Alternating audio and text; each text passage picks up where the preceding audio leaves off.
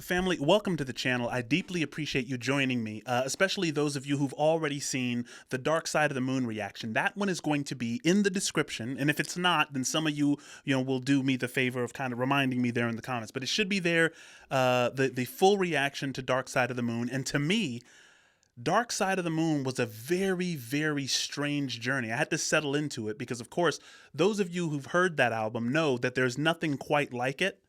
So my first experience with it, and I have to listen to the whole thing again, it seemed to be about time, money, and madness, or at least the madness that comes from trying to solve the problem of the audacity of time with money.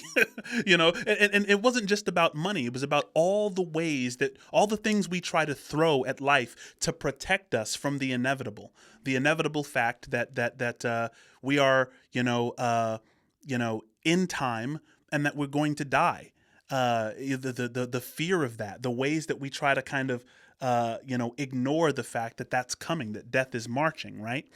And what's fascinating is The Wall, which I haven't heard. We're about to get into it right now. This drops 6 years later. And in between their release of Dark Side of the Moon and The Wall, some crazy things happen. The Watergate scandal happens. The end of the Vietnam War happens. And people are just like, were we tricked? What was this war about? We're seeing pictures of, American citizens, our neighbors, with missing limbs, and, a lot of people died. And then, Vietnam is just in shambles. Like, what was the point? And simultaneously you have this strange phenomena called punk rock, which is just the youth telling politicians, we don't trust you. And then we get The Wall. Family, thank you for joining me. Without any further ado, we're going to go ahead and let these gentlemen cook. Let's see.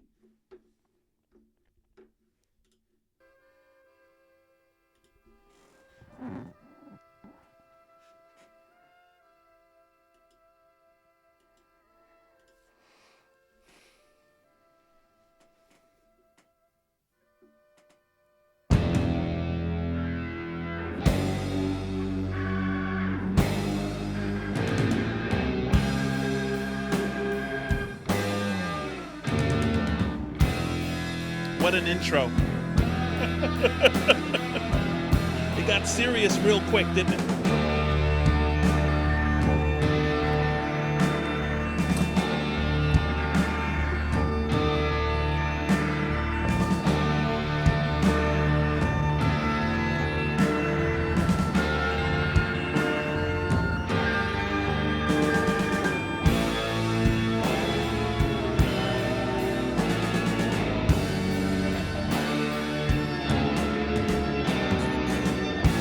Guys, what's interesting is I hear militant marching sound. Like, whenever I hear the, on the, on the snare, it just reminds me of marching band. But I'm also getting kind of that Queen, Freddie Mercury, we are the champ. You know what I'm saying? Of course, this is, not related in any way, but it's giving me hope with what the guitar is doing, but kind of a marching militancy with the drums so far.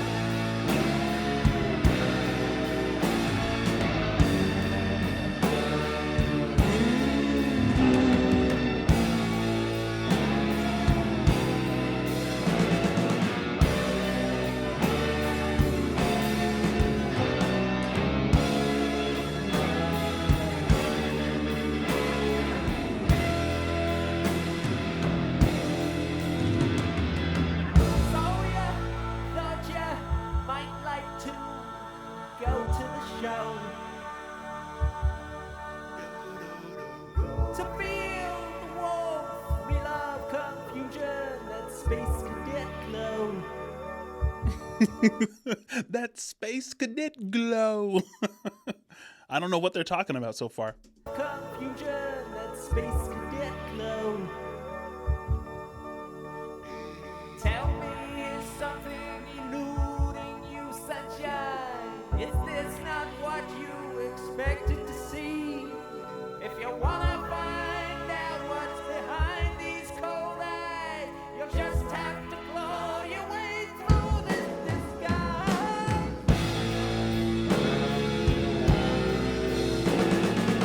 He says, if you want to find out what's behind these cold eyes, you'll just have to claw your way through this disguise.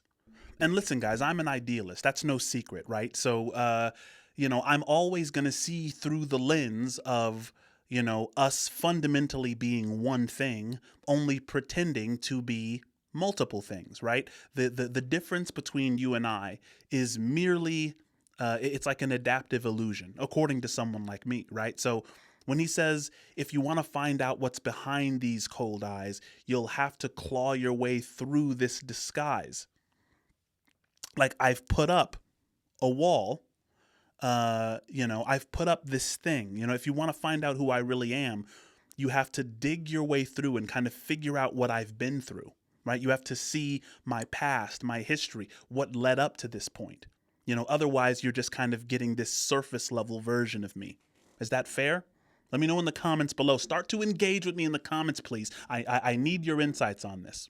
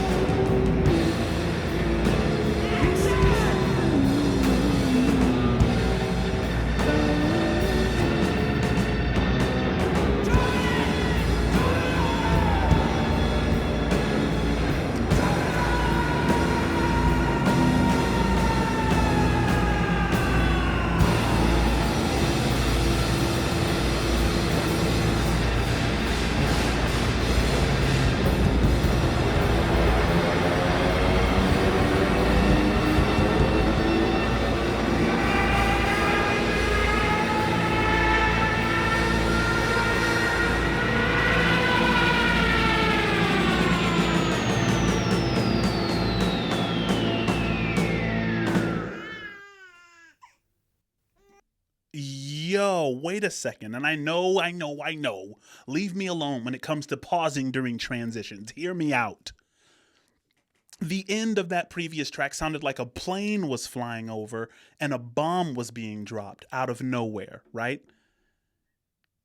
You'll just have to claw your way through this disguise. I love that it begins with that beautiful riddle. Oh, you thought you wanted to go to the show, right? Was this not what you expected to see? Right? If you want to find out what's behind everything, you have to claw your way through. That's a beautiful intro to this moment.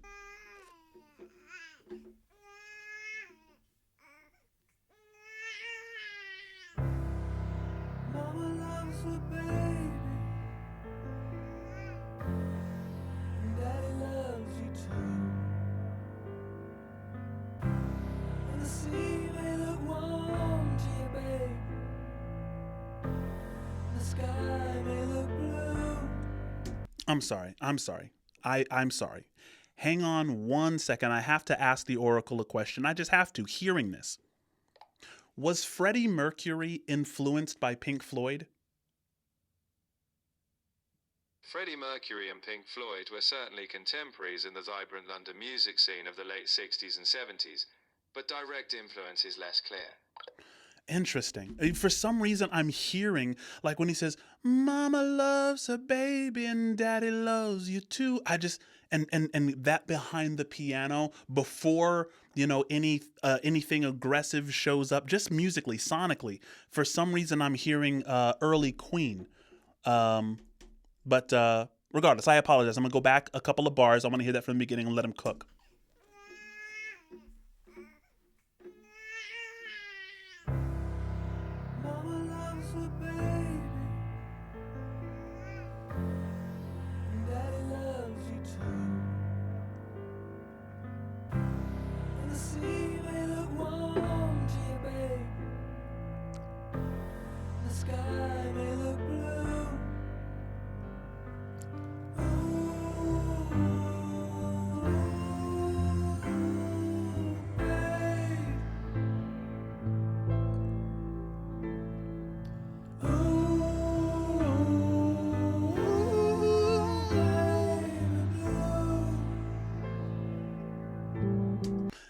That as a parent myself, I'm a father of a 5-year-old, and it really does hurt when you have to show a child their naivety, because they do see everything as beautiful. They see everything as inviting.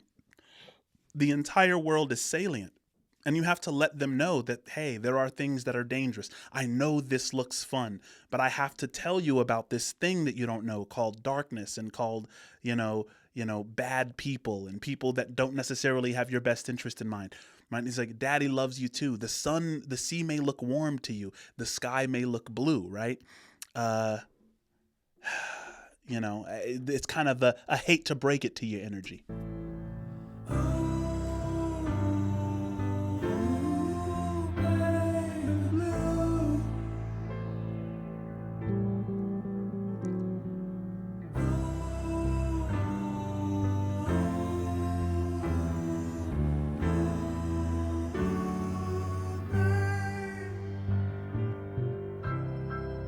You should go skating on the thin ice of modern life, dragging behind you the silent reproach of a million tear-stained eyes. Don't be surprised when a crack in the ice appears under your feet. You slip out of your depth and out of your mind, with your fear flowing out behind you as you close the ice. Ooh! If you should go skating on the thin ice of modern life, what does it mean that the ice of modern life is thin ice? It means that we have to that means we're stepping out in faith. That's what it means to step on thin ice. You cannot calculate properly the situation.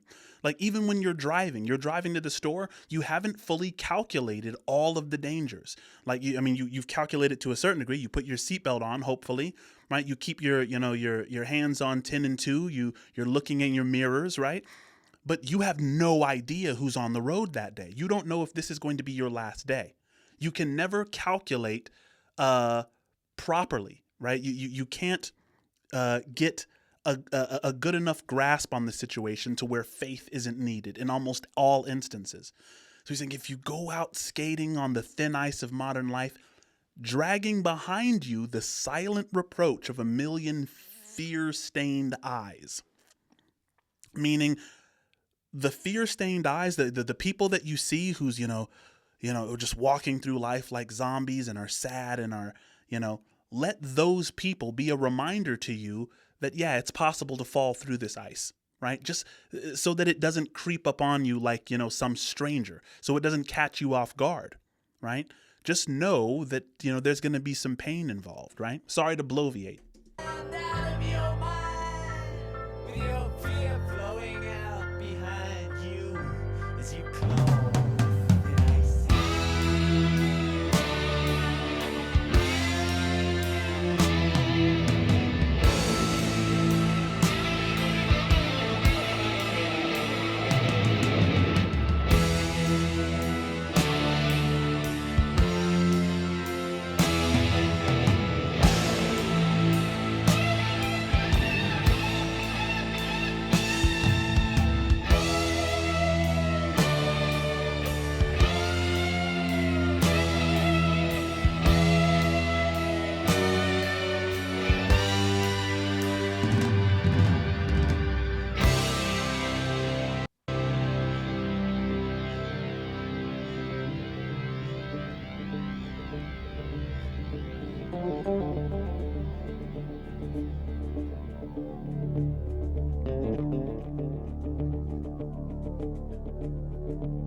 Family, I'm sorry, and I'm going to show my age now. I'm not going to show my age.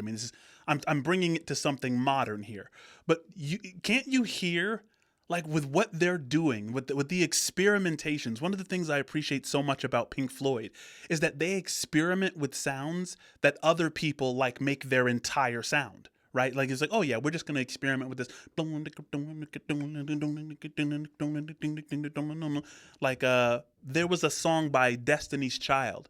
I forget what it was, that begins the way that this song begins. This song is Another Brick in the Wall, part 1. But, I'm just hearing so many sounds here where I'm like, oh, so this is where that sample came from.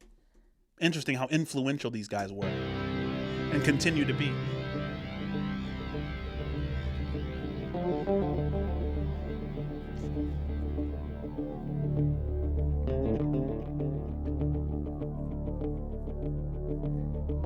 Dad is flown across the ocean,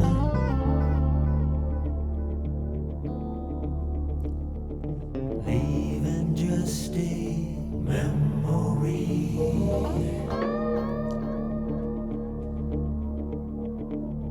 A snapshot in the family album.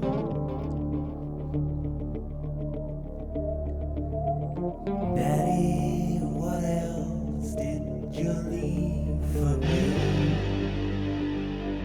Fam, leave it in the comments if you had a father or mother who was deployed during your childhood. I did, right? My big brother and my dad are both retired on Fort Lewis here in Washington. I was born on Fort Lewis in Tacoma, Washington. My little sister was born in Germany, in Stuttgart. Military family. We're moving everywhere due to the military. And you do get these thoughts as a kid, like, why is whatever is happening over there more requiring of my father's attention than what's going on here in my life? Like, what does that mean? What kind of trajectory does that give a child for the future? It's like, wow, Dad is doing something very important over there. That must be very important because though I see him in these family albums, right, he's not really present. What else did you leave for me?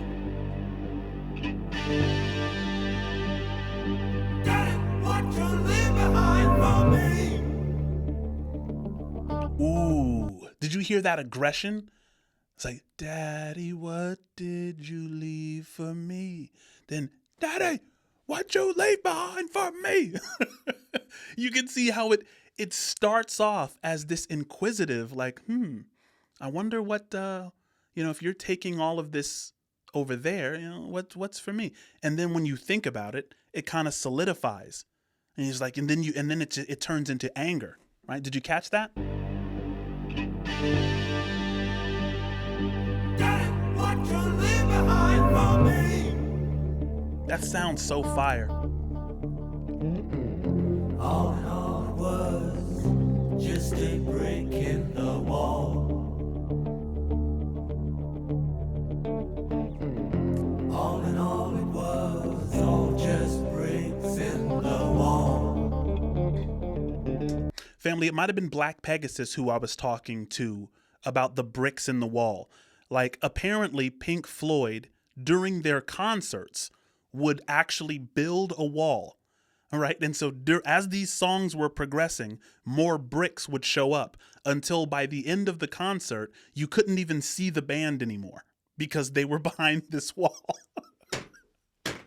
I'm telling you, Pink Floyd was from the future.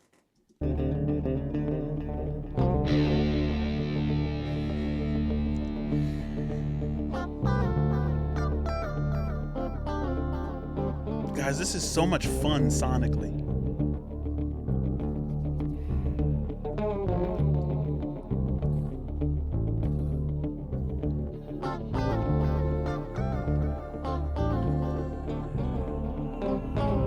Who are the other perfectionists in music? Who really, really care deeply about exactly how it sounds? I know Prince was one of them.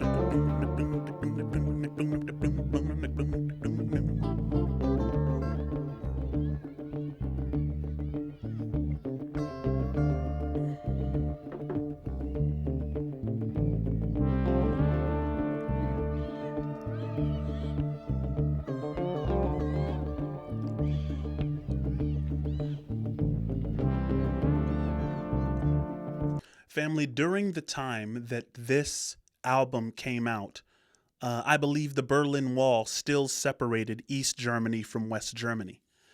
I mean, so there was a literal wall, and I wonder to what degree the wall concept was inspired by the Berlin Wall. Let me know in the comments if you have any background info.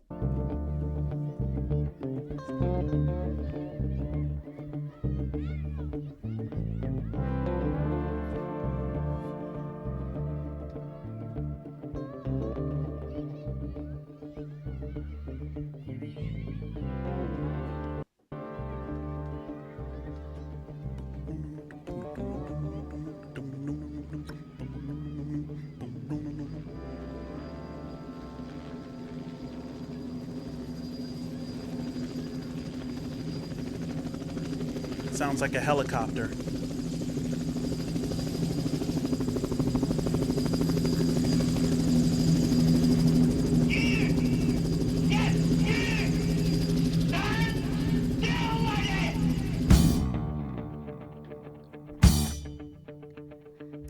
There it is again.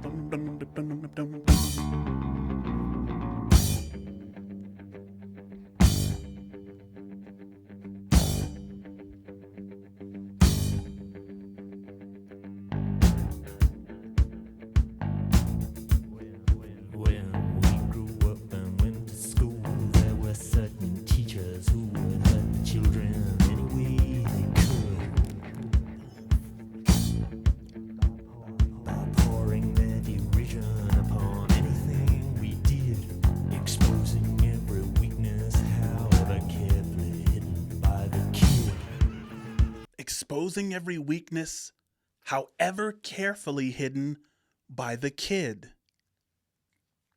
I remember Black Thought. Black Thought said, we used to talk and laugh. In class, we would talk and laugh. And then we wrote punishments. I will not talk in class. Then it's pistols punishing people for talking fast. And all the innocent bystanders is hauling ass. He said, look, there are consequences for, putting too many restrictions on children, as opposed to asking why these things are there, as opposed to, saying, hey, how can we turn this problem into, a solution which kind of integrates what the child needs, as opposed to just punishing, right? And, pouring their derision upon anything that we do. Yeah, I feel you. Upon anything we did, exposing every weakness, however carefully hidden by the kid.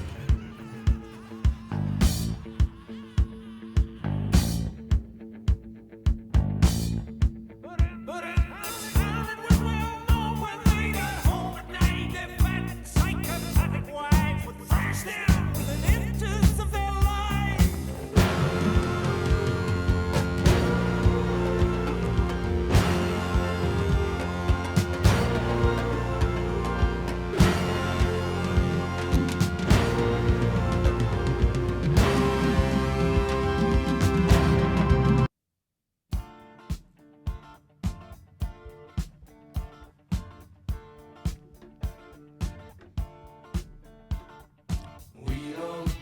Let's watch this one. Education.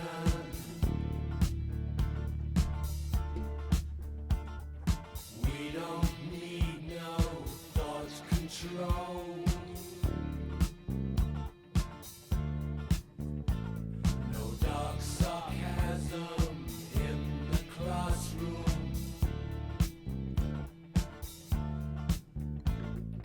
Teacher, leave them kids alone.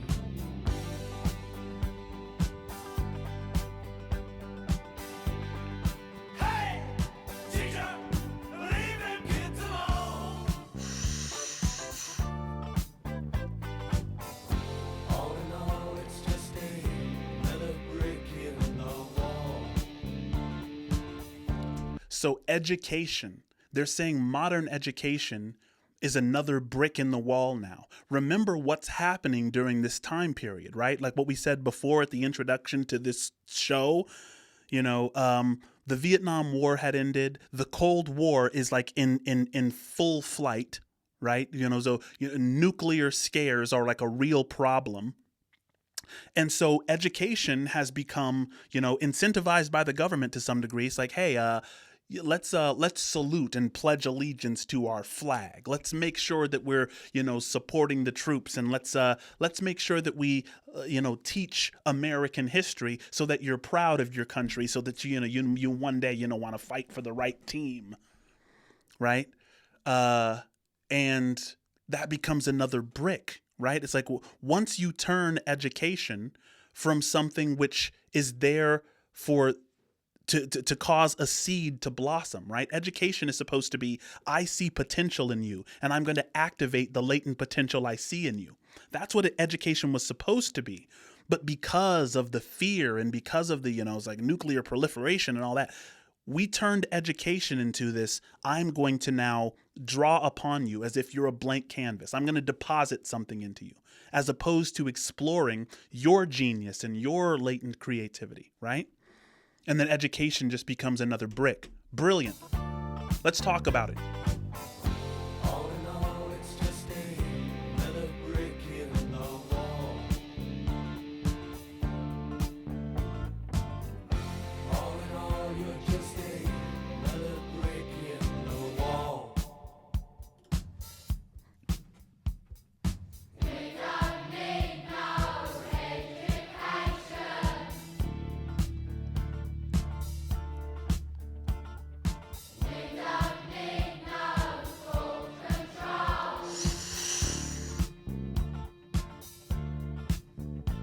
And why would you use thought control, right? You have to, because, and I think that's a simpler way to think about it. Teach kids how to think, not what to think. Hang on one second. How was Another Brick in the Wall Part 2 by Pink Floyd, how was that received when it came out? When Another Brick in the Wall Part 2 was released in 1979, it was a massive success. People really resonated with its rebellious message, especially the line, "We don't need no education." It topped the charts in multiple countries, including the US and the UK. Wow. And I bet, it was also, probably received a lot of backlash from, like the, the political intelligentsia.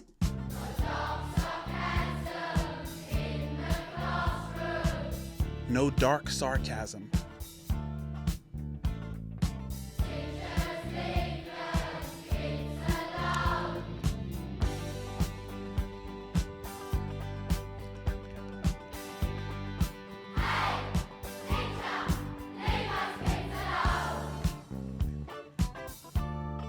I love how "leave them kids alone" is not grammatically correct. Like it's not. You should, the proper way of saying it is "leave those kids alone," right? But he says, "leave them kids alone." It's like, we're not learning anything. We're even going to take back the things that you taught us, right? We're going to do this brand new, massive, creative thing, right? So I love how "leave them kids alone" is kind of a spit in the face, in a whole nother different way.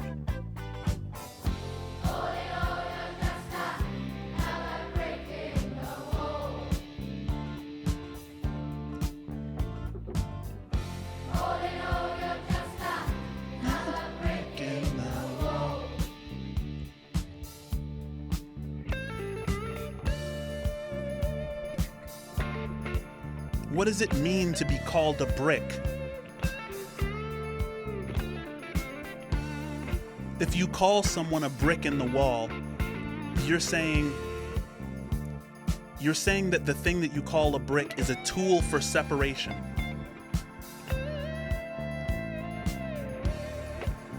You're a tool for the us versus them narrative. Is that it?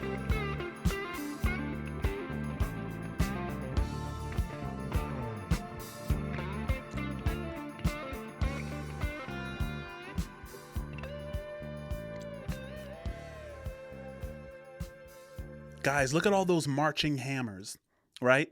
And when you, there's a a philosophical statement, or I don't know if it's just a quote. When you are a hammer, everything looks like a nail, which means you can only think in terms of one solution: whack it, right? So when you turn education into, making a bunch of hammers, right? It's like, what new tools are out there that we're not honing in on because of, we've changed education into this thing where we're just outputting all these hammers, right? This is a beautiful artistic rendering.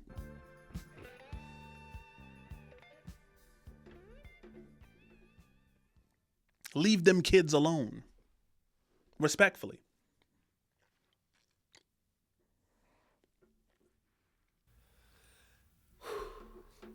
Mother, do you think they'll drop the bomb?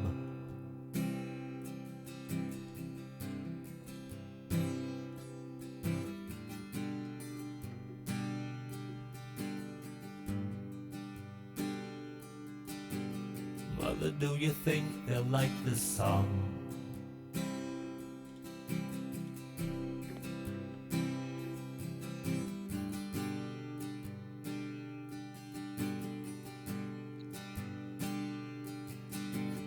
Mother, do you think they'll try to break my balls?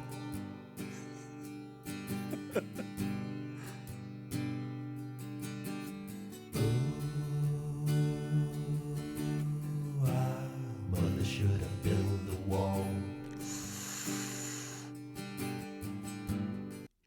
And this is one of the toughest things, right? I love how Pink Floyd goes into this mode where they're letting us see the strategies that we take, the strategies that we all try to utilize to cope with the tragedy and audacity of existence itself, right? Mother, do you think they'll drop the bomb? Do you think they'll like this song? Like, it's all kind of exchanging the present moment for some interaction with the future, Do you think this will happen? What do you think will happen as a result of this?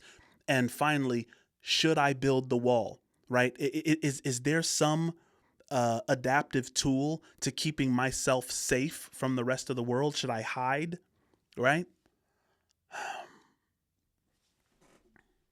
Build the wall.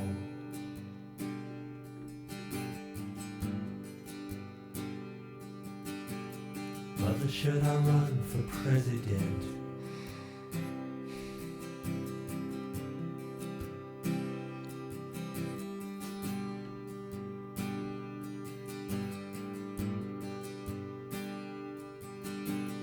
Mother, should I trust the government?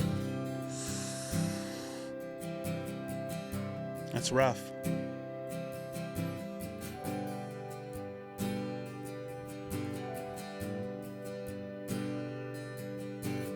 Mother, will they put me in the firing line?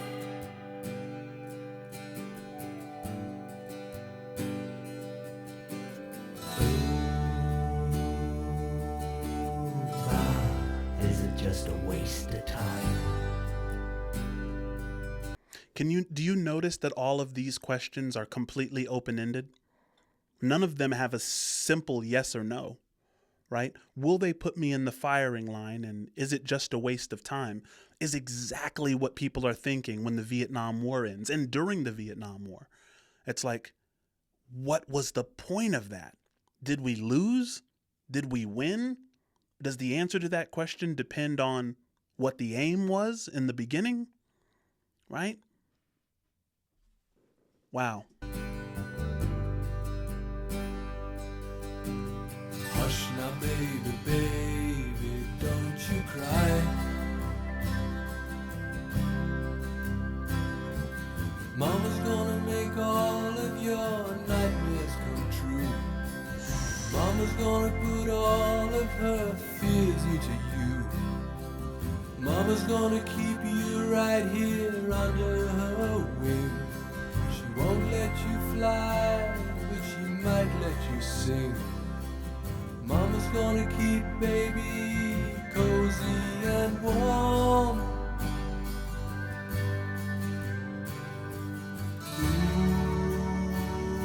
Ooh, babe.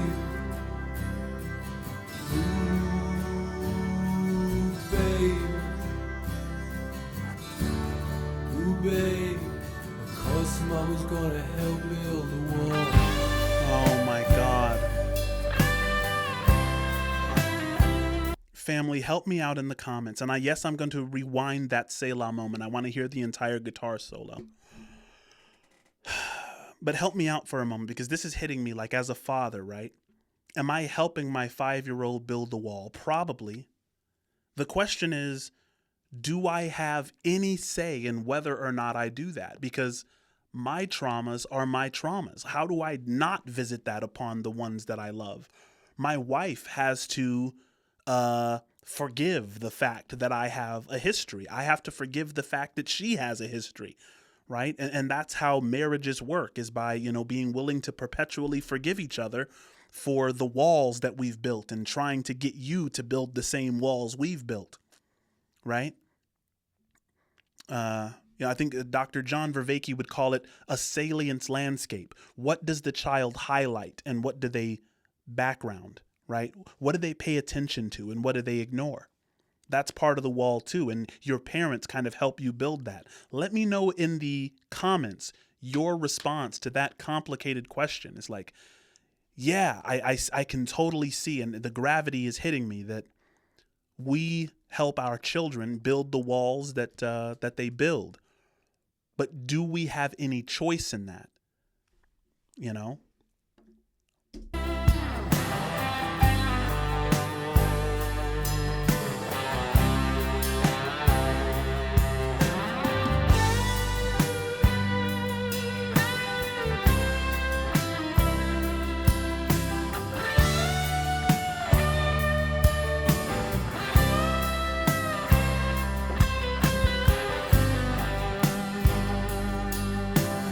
Mother, do you think she's good enough?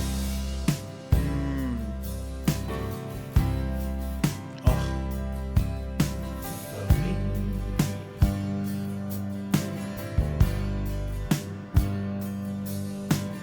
Mother, do you think she's dangerous?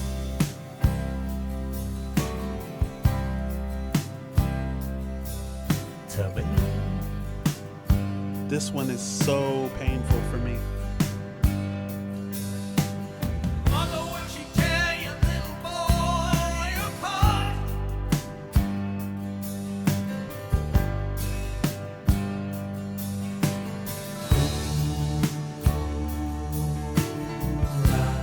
Mother, will she break my heart?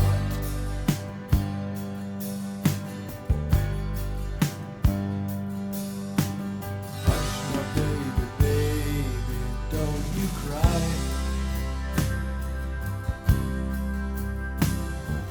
Mama's gonna check out all your girlfriends for you. Oh my God. Mama won't let anyone dirty get through. Mama's gonna wait up until you get in. Mama will always find out where you've been. Mama's gonna keep baby healthy and clean. I hear you. I get it. I get it. You can stop now. You can stop roasting me in the fire. I get the point.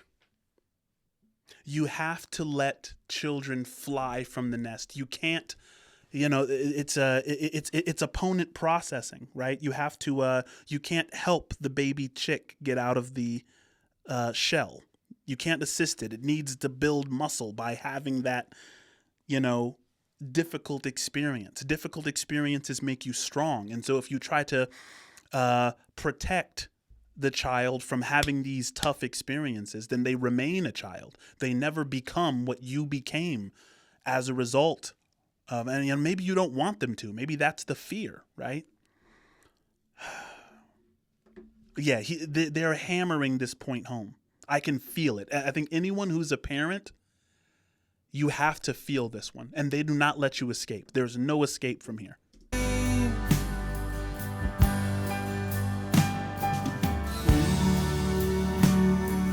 Baby,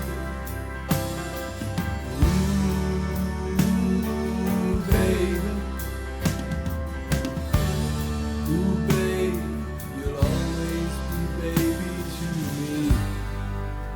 Do you hear that? You'll always be baby to me. Never grown. Never ready to Mother, leave. did it need to be so high?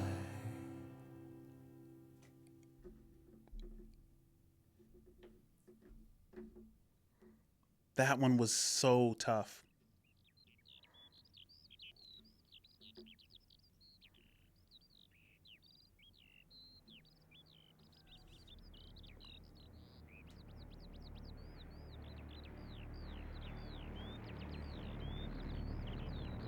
Pardon me, family, but this one has already surpassed Mommy, Dark Side of the Moon to plane me. up in the sky. Sorry, I missed that. Look, Mummy, there's no plane up in the sky.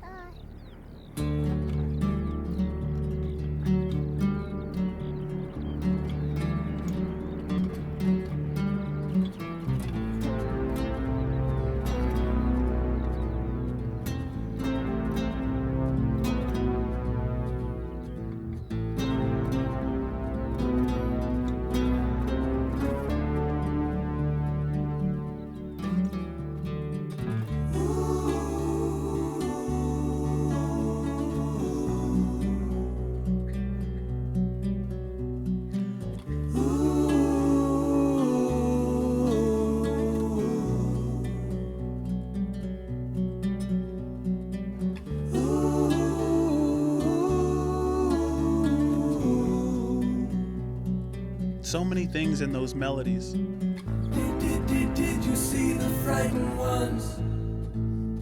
Did you hear the falling bombs? Did you ever wonder why we had to run for shelter when the promise of a brave new world unfurled beneath the clear blue sky?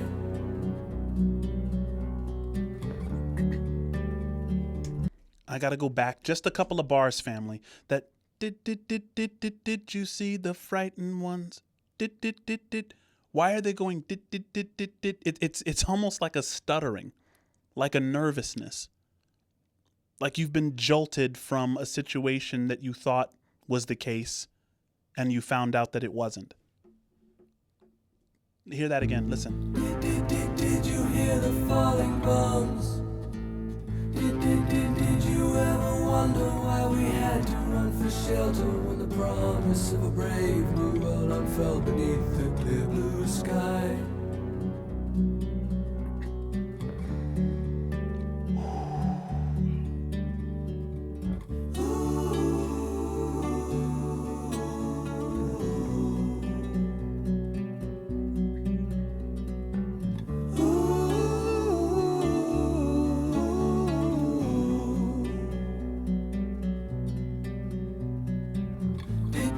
Did you see the frightened ones? Did you hear the falling bombs? The flames are all long gone, but the pain lingers on. Goodbye, blue sky. Goodbye, blue sky. Goodbye. Goodbye. Family, there is a skill called transparency opacity shifting, and I'll talk about it briefly. If you wear glasses, right, you see through the glasses at objects, right? You see through the glasses at the book you're reading, let's say, or you see through the glasses at the cup, let's say. But then if a stain gets on your glasses, like let's say a speck of food like gets on your glasses, you're now not seeing through your glasses, you're seeing your glasses. The glasses have become opaque as opposed to transparent, right? That's a transparency opacity shift. And it can be utilized as a useful tool in cognitive science. They talk about this. Or it can be a terrible thing foisted upon you. Listen to the blue sky. They're saying goodbye, blue sky. Now, instead of seeing the sky as blue, like I used to when I was a child and I was naive, now the sky, instead of being opaque, something I noticed as beautiful and blue, has become transparent. Now I see through the sky and I'm looking for planes. I'm looking for bombs. I'm looking for signs of disorder, right? Goodbye, blue sky. is such a tragedy. It's like, yeah, I'm no longer naive, but I've exchanged that naivety for something really dark, right? I'm not seeing the beauty anymore. Sky, goodbye. Goodbye.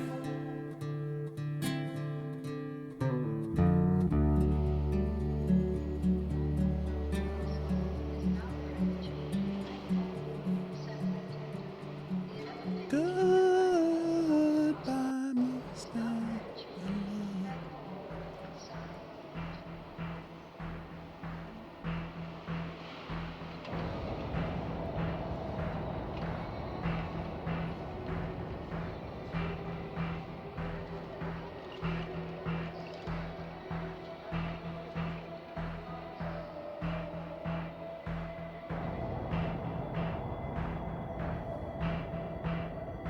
Fam, I have a very naive question for you before we continue. Who is the mastermind? Is there a single mastermind behind Pink Floyd? It seems like it's wrong to even ask that question. But they lived so far in the future that it's kind of absurd what we're listening to, right? It's I mean, to call it genius doesn't even really necessarily do it justice. It's like they caught on to this perennial pattern that still resonates today in a way that's but who is did they all do the writing together, or were some just musicians? Did they come together to say, hey, we have this big idea? Let me know.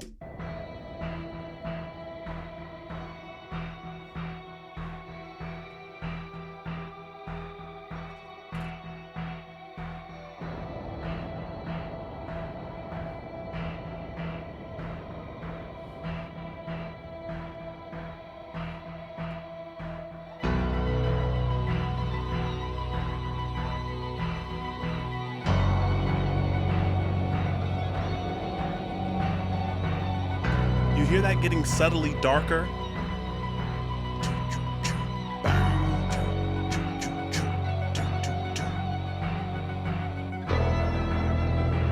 That's getting really dark.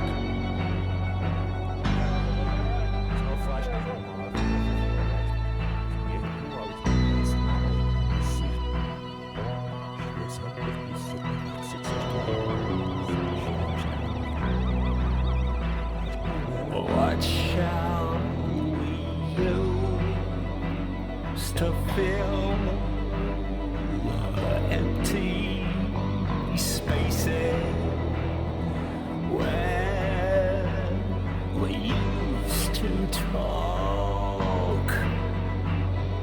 How shall I fill the final places? How should I complete the wall? I'm just a newborn.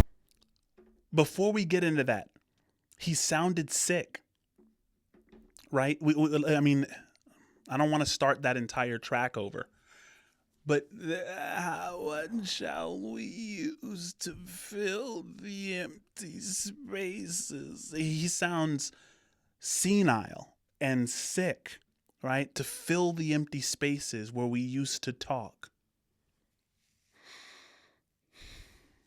And there's a lot of things that people reach for: money, achievement, drugs, sex. A lot of things that we talked about in Dark Side of the Moon, right? Let's continue. I'm just a newborn, stranger in this town. Where are all the good times? Who's gonna show this stranger around?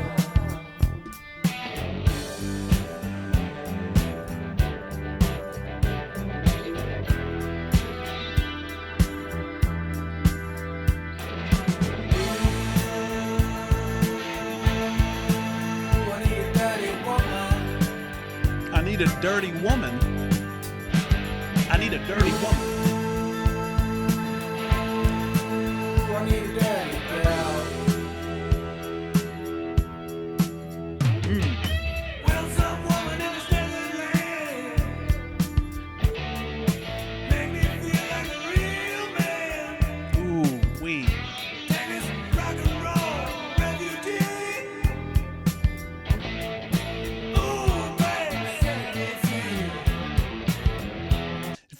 notice how this song, if taken by itself without the rest of the album, so I mean, there's a degree to which I am humbled, right? Because I was naive before I interacted with Pink Floyd. Why can't I just start in the middle? Why can't I just start with this song, right?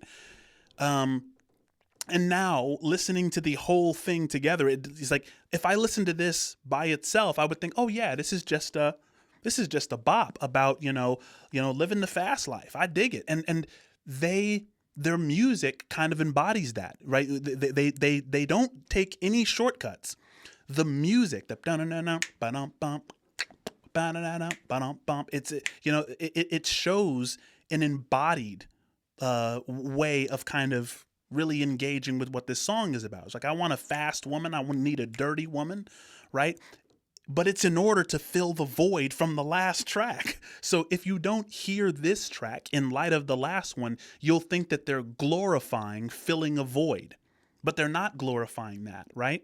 This comes from the perspective of someone who is either unwilling or unable to do the real work of figuring out, themselves. They don't want to do the internal work, so they seek external validation. I need a dirty woman. I need a dirty girl, in order to feel connection again, right? But that is temporary and that's transient, right? Respectfully. Right.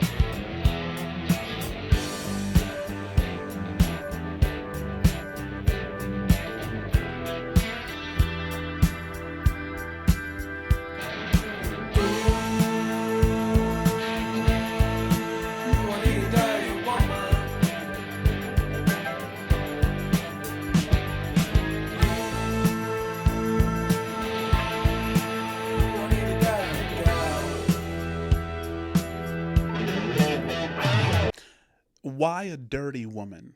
Why a dirty? Why do you want her to be as dirty as possible, right? And hear me out here, right? Because there's an extent to which you want connectedness, and that's the sexual nature. But you also want to get out some rage, right? Right? You don't want the fragile. You don't want the delicate. You don't want the humble and the you don't want the chaste woman, right? The reason you want the dirty one is because you have some aggression to get out too. You have, not only the aggression, but the desire for connection. You are internally contradicting yourself, right? That's in cognitive science, they call it self-deception, right? And wisdom is developing systems for overcoming self-deception. But when you have that self-deception, oh yeah, right? You want the connection and the violence. Brilliant. Please continue to cook.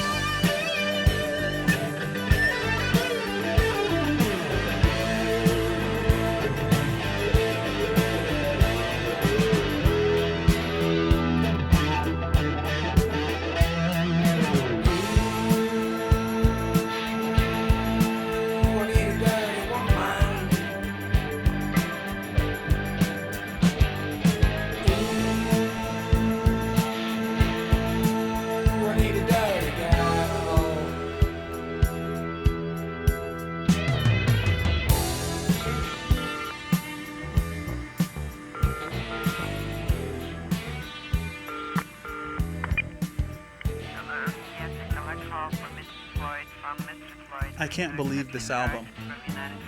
I'm really in disbelief. I mean that genuinely.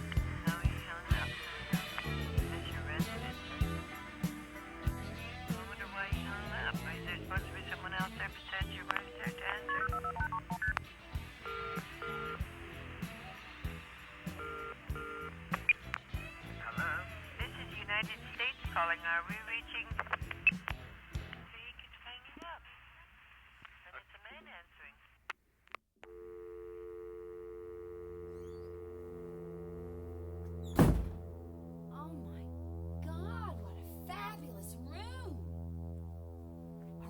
these your guitars? I'm sorry, sir.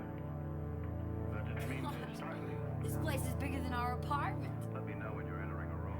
Yes, sir. Can I get a drink of water? I was wondering You about want this. some? Huh? Yes. I'm here when you're getting outside. I have to inform you. I'm hard to do. Wanna take a bath? I'll have to find out from Mrs. Bancroft what time she wants to eat. As for her maid, needless to say, she can have her meal in the kitchen.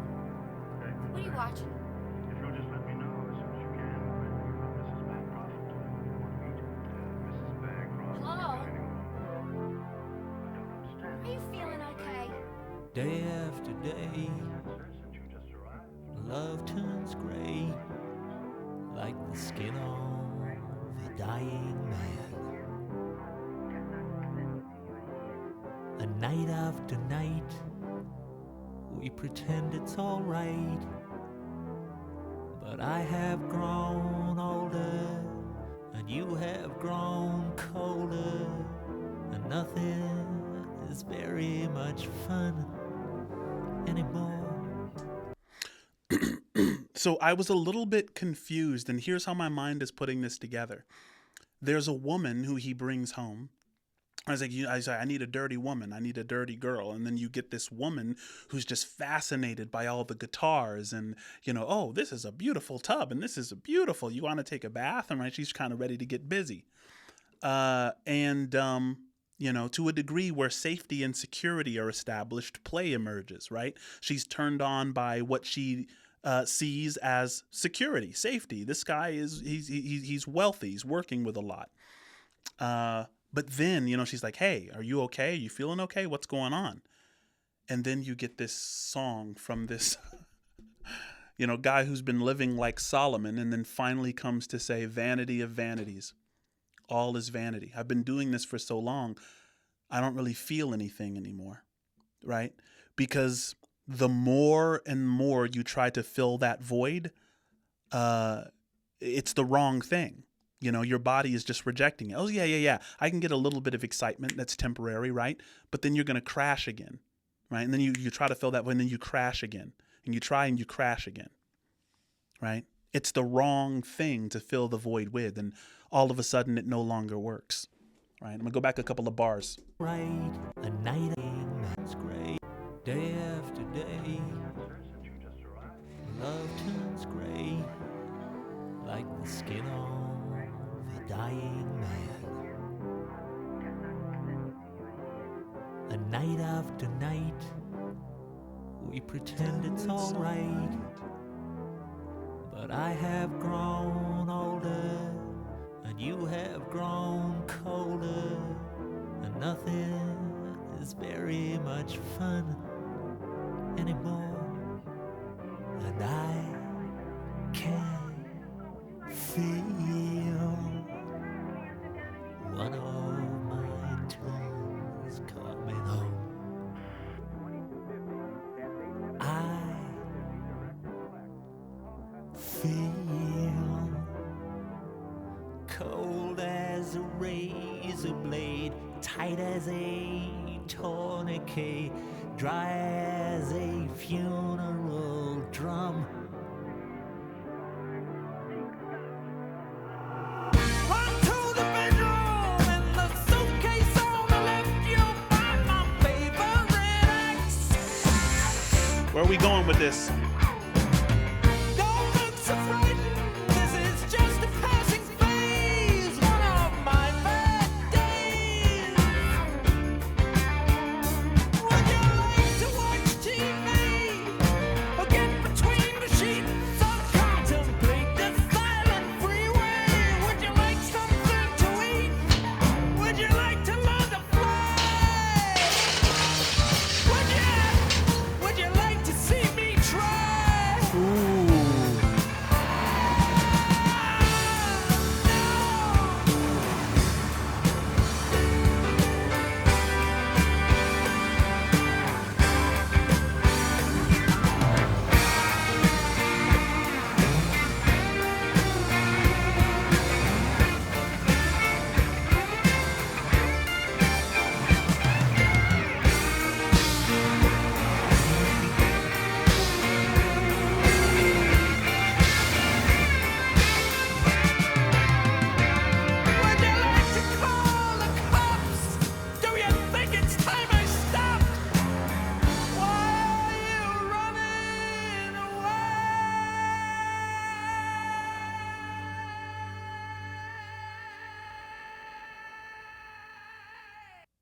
That was a beautiful scream at the end. Why are you running away? And it seems like, you know, from the shallow perspective, you think that he's crying out to the girl who clearly sees, okay, I'm dealing with a madman. It's time for me. This isn't fun anymore. Now that you're talking about going to grab the axe and, you know, do you want to see me try to fly? You know, would you like to call the cops, right? It's getting kind of spooky. Let me just make my way out. The shallow rendering is, yeah, he's talking to her. That's the superficial. And by superficial, I don't mean that it's not there. That's the literal rendering. But when he says, why are you running away? He's talking about the wholeness itself. He's talking about the void that he's trying to fill. Why won't you just stay full? Why, you know, all the drugs I take, all the women that I bring home, all of the, you know, the fancy restaurants that I go to, all of the things that I consume with my eyes and my, you know, why are you running away? Why can't I find what I would call God? Pardon me. Man, every single track. You would imagine that something like this took decades and decades and decades to develop, but this is only 6 years after Dark Side of the Moon. Let's continue. Please cook.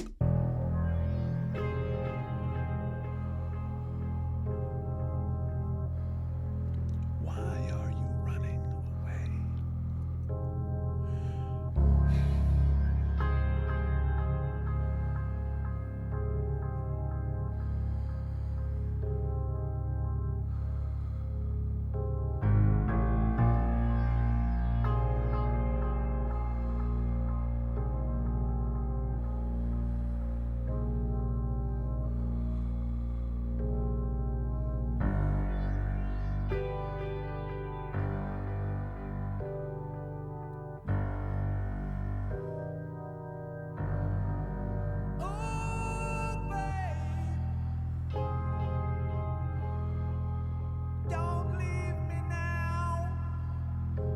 Ugh.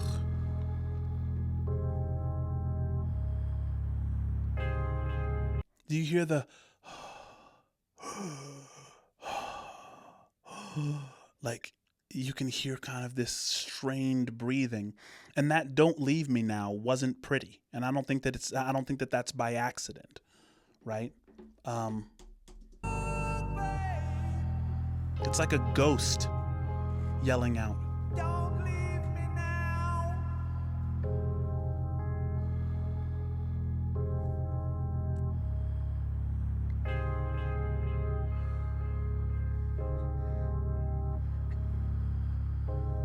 Don't say it's the end of the road. Remember the flowers I sent. I need you, babe, to put through the shredder in front of my friends. Oh, babe, don't leave me now.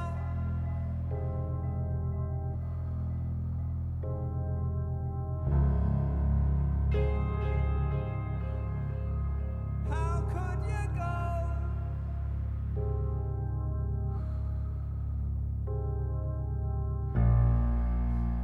He said, I need you so that I can put you in the shredder in front of my friends. This seems like it's a really warped idea of what relationships are, of what connection entails.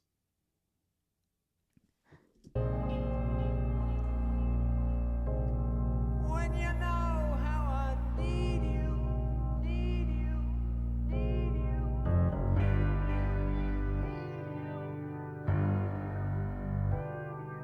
to beat to a pulp on a Saturday night.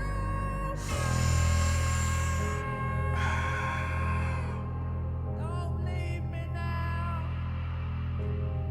You remember I told you it's not just connection, it's also aggression.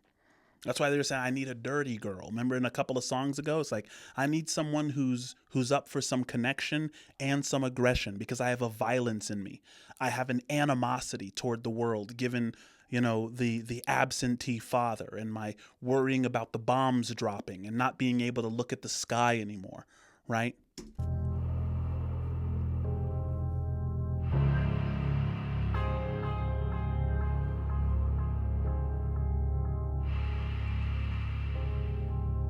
How can you treat me this way? Running away.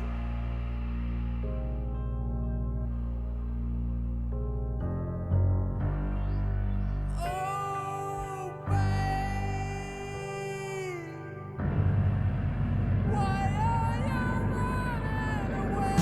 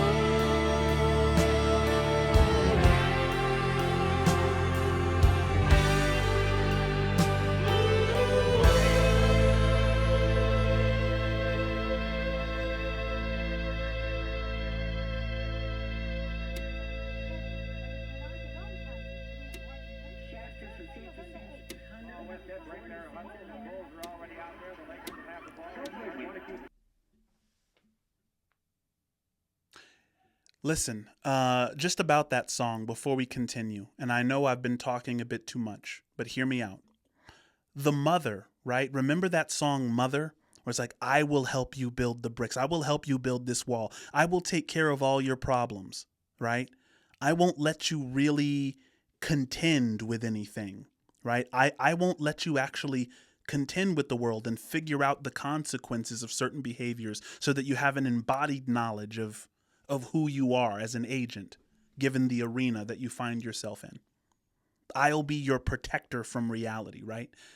Isn't it ironic that now he finds himself wondering why this romantic partner won't do the same thing or be the same thing, right? Your job is to protect me from how I feel and to be there to have the answer to all of my maladies whenever I need them, because that's the kind of mother I had.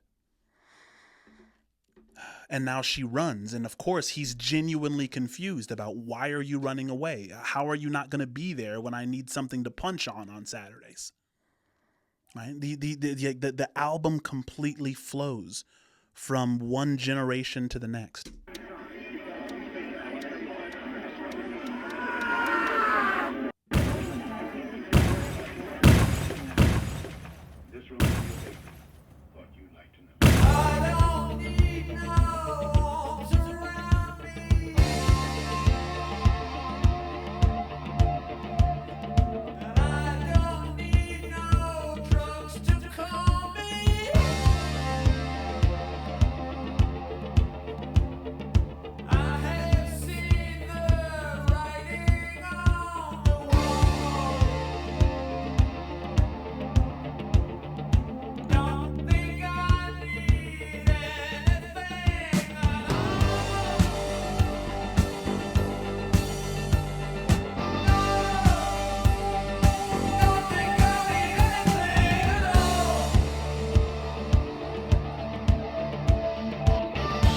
This is a resolution phase, right? I don't need these things.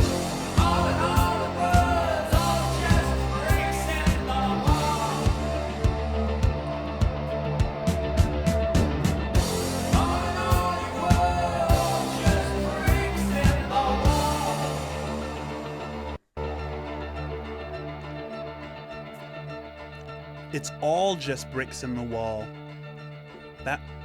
That might be bad.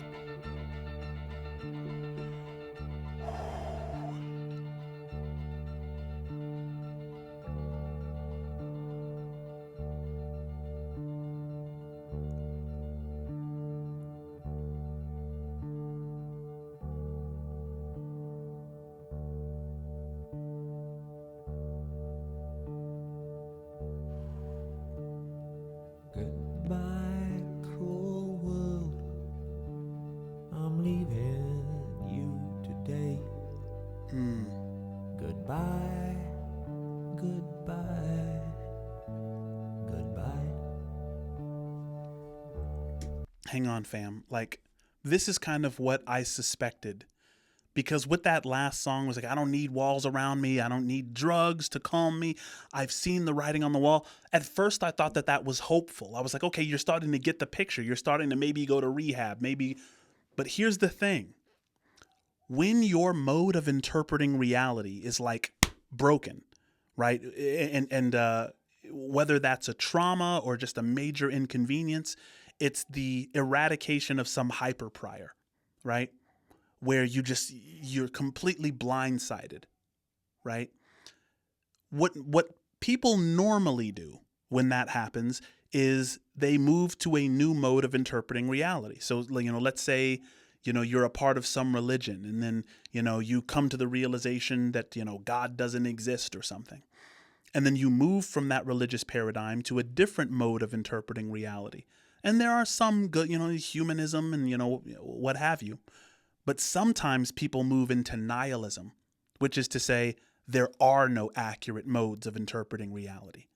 And nihilism can get very, very dark and cynical. You know what I mean?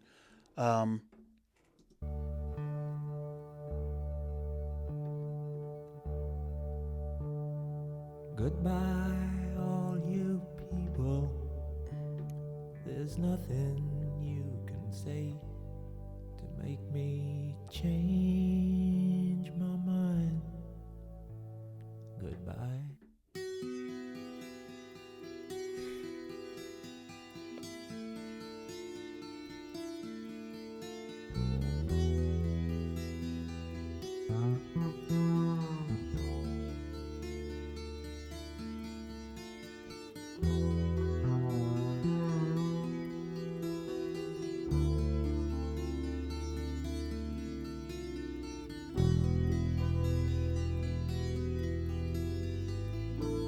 This sounds like the beginning of Eminem's Sing for the Moment. Hey you, So crazy. out there in the cold, getting lonely, getting old, can you feel me?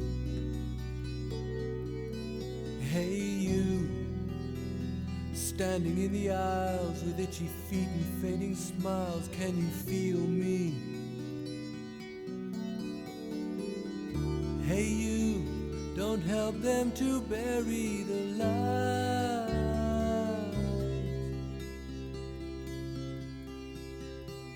Don't give in without a fight. Can you feel me with itchy feet and fading smiles? Can you see me? Can you feel me? Right? It's almost like asking, is all hope lost? Are we so detached that we don't see each other anymore, other than as a means to some other ends? Because Kant, Immanuel Kant, said that that's the only hope for us, right? Is to see one another as an end in ourselves, as opposed to a means to some end, right? That's prime immorality, to say I'm using this human being as a tool to get something else, as opposed to an end in themselves. Hey you, out there on your own, sitting naked by the phone, would you touch me? Hey you, with your ear against the wall, waiting for someone to call out, would you touch me? Hey you, would you help me to carry the stone?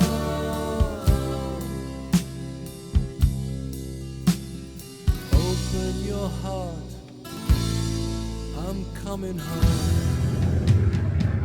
Fam, this is a time period when this song came out, like individualism was exploding. And so was like celebrity culture. People were starting to feel like, wow, I'm really isolated. Therapy was not necessarily mainstream either, right? So everyone is like deeply in need of therapy, but not knowing how to admit it, not knowing how to ask someone or to say, hey, you know what? Friendships seem a little bit more difficult to maintain now. Nobody believes the same things, right? Nobody trusts the government, and yet we're all kind of watching TV a lot more. And I love how vulnerable this song is for that reason, because it's teaching a lesson, you know? It says, hey, you out there on your own, sitting naked by the phone, would you touch me? That's a really vulnerable thing to say. You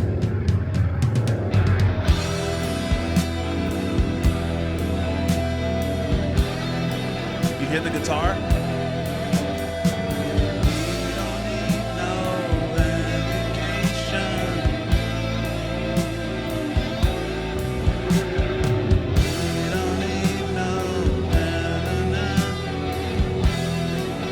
Full circle, huh?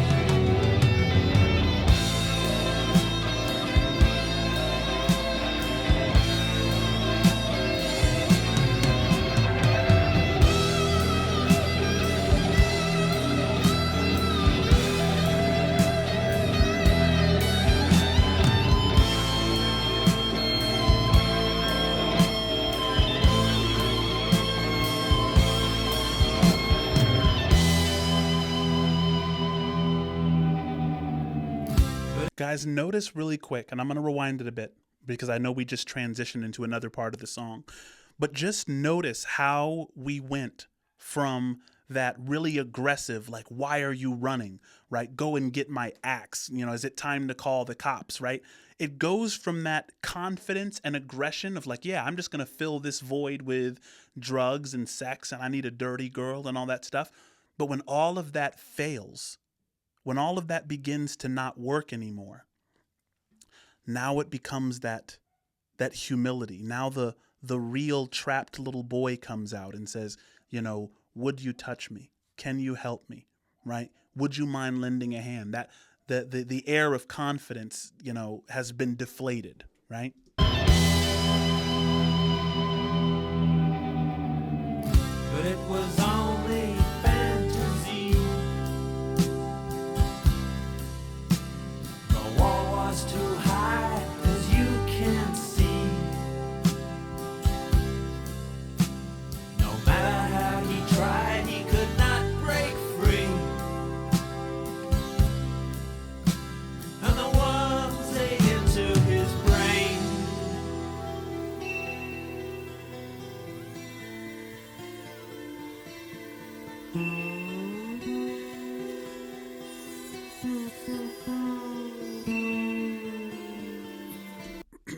Guys, what are the worms that ate into his brain? When you have walls up, walls being the otherizing, the finger pointing, my past, and the demons in my past make me predict this kind of future. So I'm prejudiced against all of these things, and I'm prejudiced against all of this. That's the wall, the thing which separates you from the other. The worms are the things which tell you to put up more bricks, right? Whether it's your favorite news station, your addiction to your own political party, your echo chamber, right? Right? No matter how he tried, he couldn't break free, and the worms ate into his brain.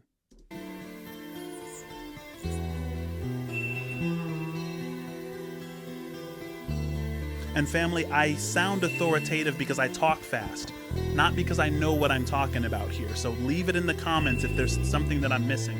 It's my first watch through of this. Hey you, out there on the road, always doing what you're told. Can you help me?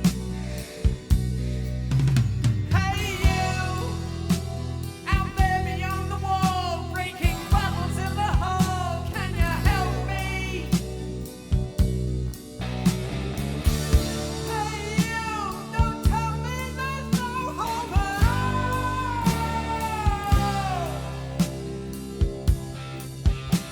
Together we stand, divided with love.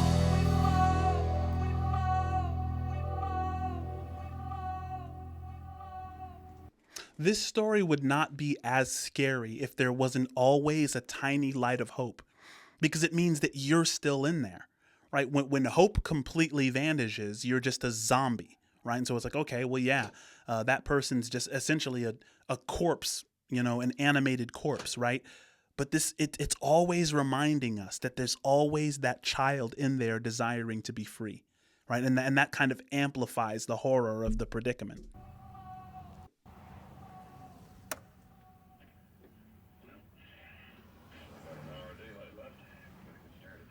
Is it unsafe to travel at night?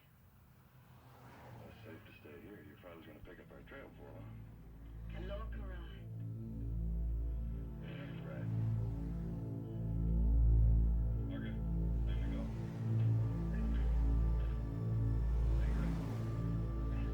Thank you for everything. Is there anybody out there?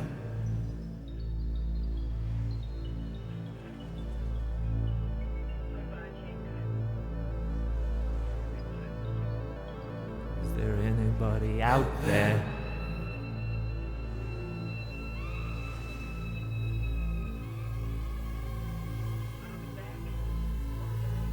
Is there anybody out there?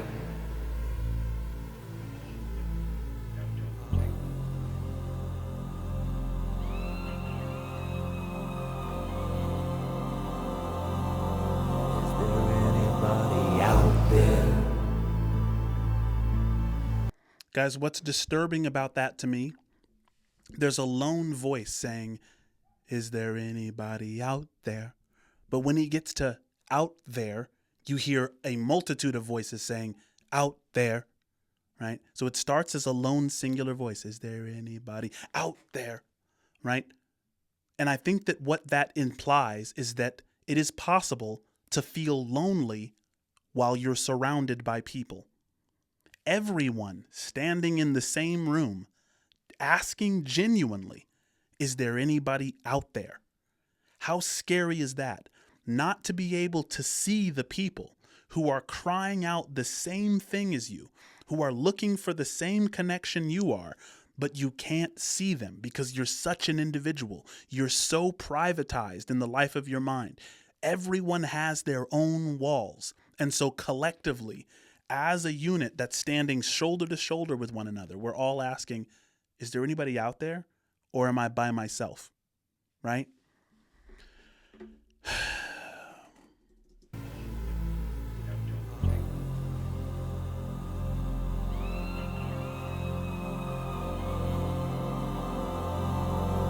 there anybody out there? That is chilling.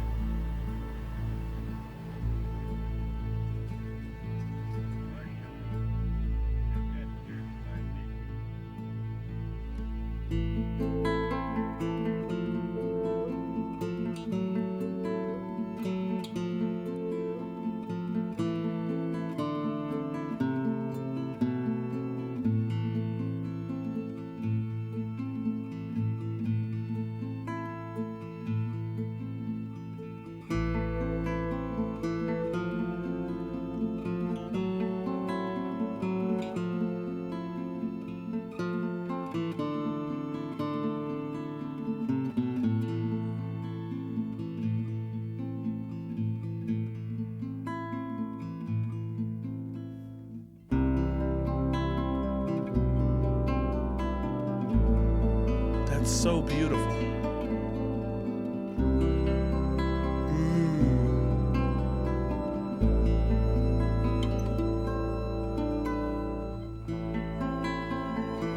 I love how they cleanse your palate with some of the music sometimes. Like, I want to cleanse your palate from the last song.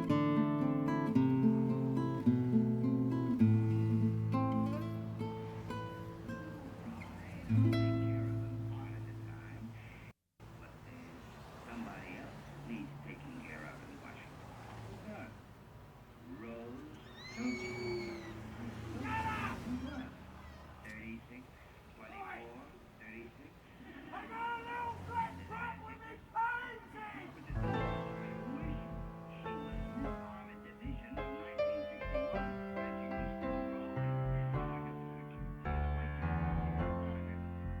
What did he say?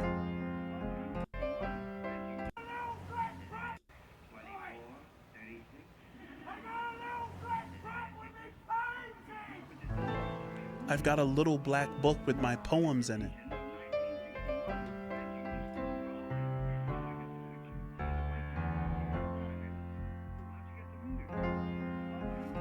I've got a little black book with my poems in.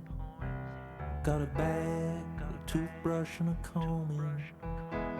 When I'm a good dog, they sometimes throw me a bone. I got elastic bands keeping my shoes on. Got those swollen hand blues. I got 13 channels of shit on the TV to choose from.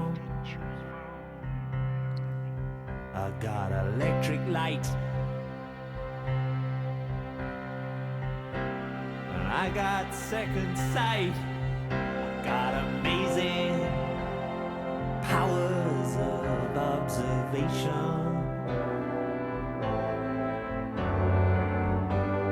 And that is how I know. When I try to get through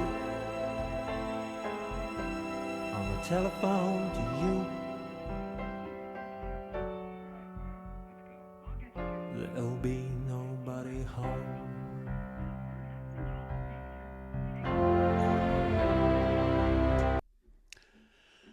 Oh boy. So in the previous track, everyone is asking, is there anyone out there? Right? And now he's dissecting it. He's saying, let's dive in and figure out why all of us collectively feel alone, even though we're next door neighbors. Right? He's saying, look, when I'm a good dog, somebody throws me a bone. Right? I'm working kind of, maybe he's going back into like the dead-end job. I've got a little black book with my poems in. What's that little black book? Is that the Bible? Right? Is he saying my sense of mystery is boxed in? Right? I got a toothbrush and a comb. He's saying, he talks about TVs. I got the 13 channels of shit to watch. And that's how I know when I try to get through, there'll be nobody home, right? Because all there is to talk about nowadays is what show you've watched on Netflix. Everyone has kind of forgotten who they deeply are and are merely, everyone has joined some kind of team. This is what I'm hearing so far. There'll be nobody home.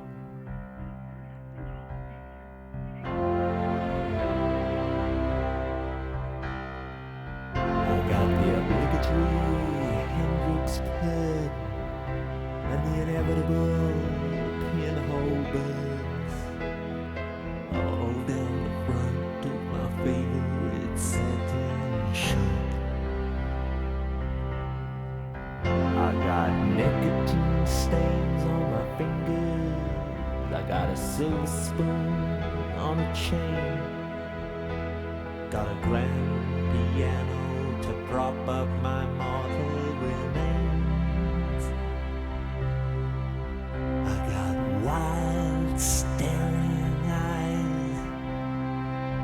And I got a strong urge to fly.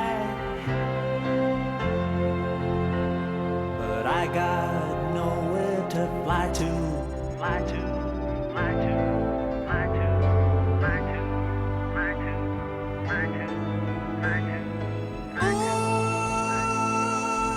Oh, babe, when I pick up the phone, there's still nobody home.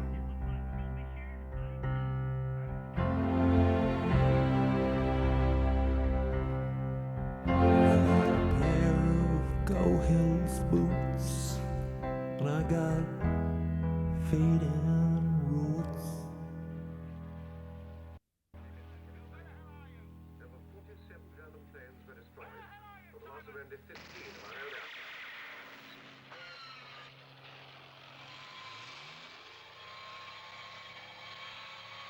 How are they doing this?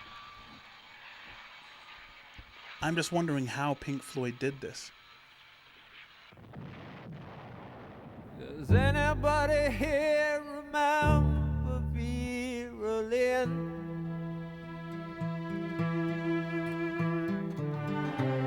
Remember how she said that we would meet again some sunny day?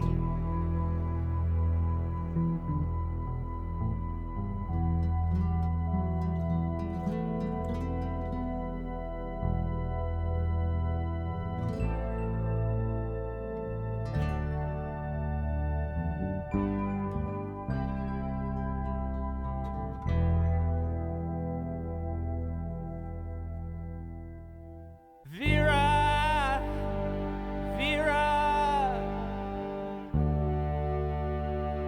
what has become of you?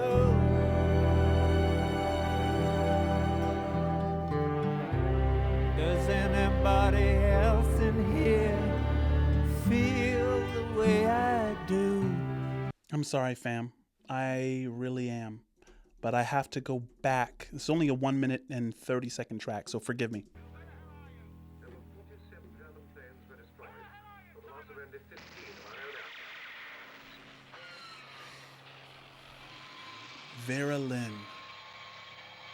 Talk to me, please. Please cook.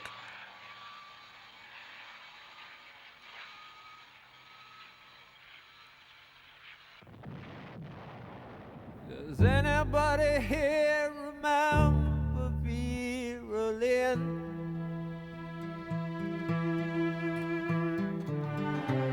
Remember how she said that we would meet again some sunny day?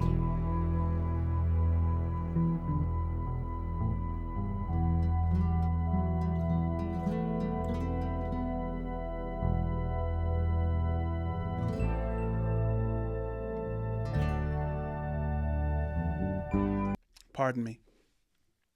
I am going to post in to all of my YouTube subscribers. I'm going to post, does anybody here remember Vera Lynn? And does anybody here remember Vera Lynn? And I'm just going to post it. And some will catch it and others will not. But it's been posted now. And I'm going to drop this the same day. I'm going to drop this today. Vera, Vera, what has become of you?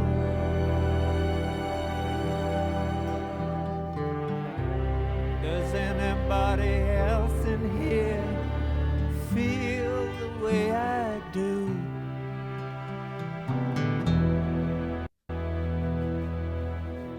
Guys, Vera is a spirit. Vera is a way of being.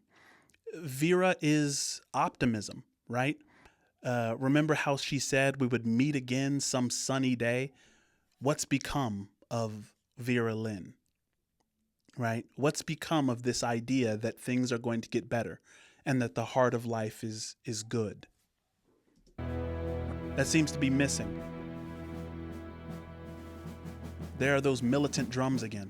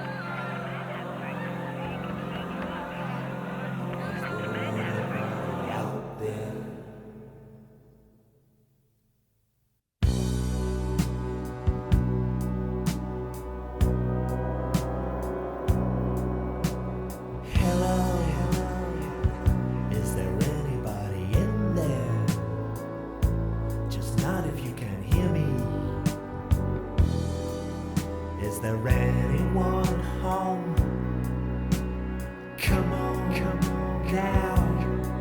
I hear you're feeling down. Well, I can ease your pain, get you on your feet again. Relax, I need some information first. Just the basic facts. Can you show me where it hurts? Ooh wee. That line hurts, right? And I think that it's meant to. Can you show me where it hurts, right? This is an era where, you know, it's like Bring the Boys Back Home. It was hitting me kind of in a different way because when this song was released, there were 52 Americans that were being held hostage in Iran. So Bring the Boys Home was like a very serious plea from the American people, at least. And when he says, can you show me where it hurts? Where does that kind of reality hurt? I mean, if you're one of the families who has someone who's hostage in Iran, where does it hurt? You know, if you don't trust the government and you're numb from all of these things, and you've already kind of grown cold from trying to fill the void of your meaninglessness with things like women and drugs. What can you show me where that pain is? Right? It's not that simple, is it? Can you show me where it hurts? There is no pain, you are receding. A distant ship, smoke on the horizon. You are only coming through in waves. Your lips move, but I can't hear what you're saying. When I was a child, I had fever. My hands felt just like two balloons. Now I've got that feeling once again. I can't explain, you will not understand. This is not how I am.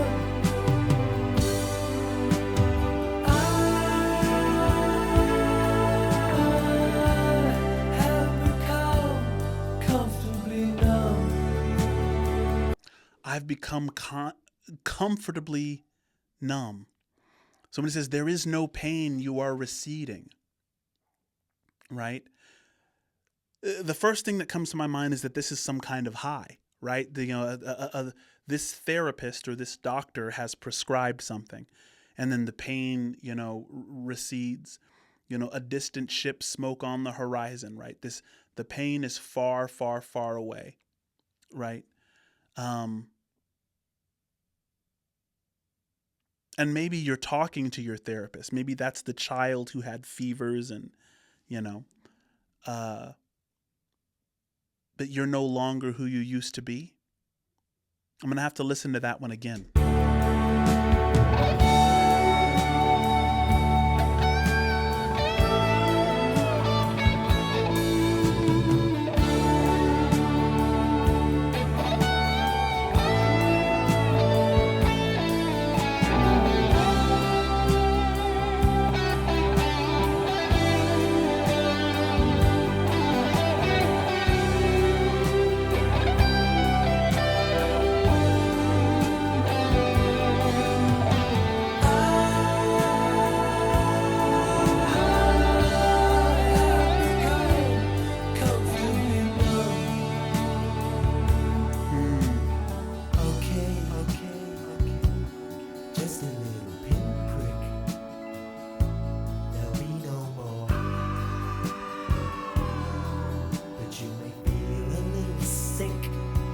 Did you hear? There'll be no more,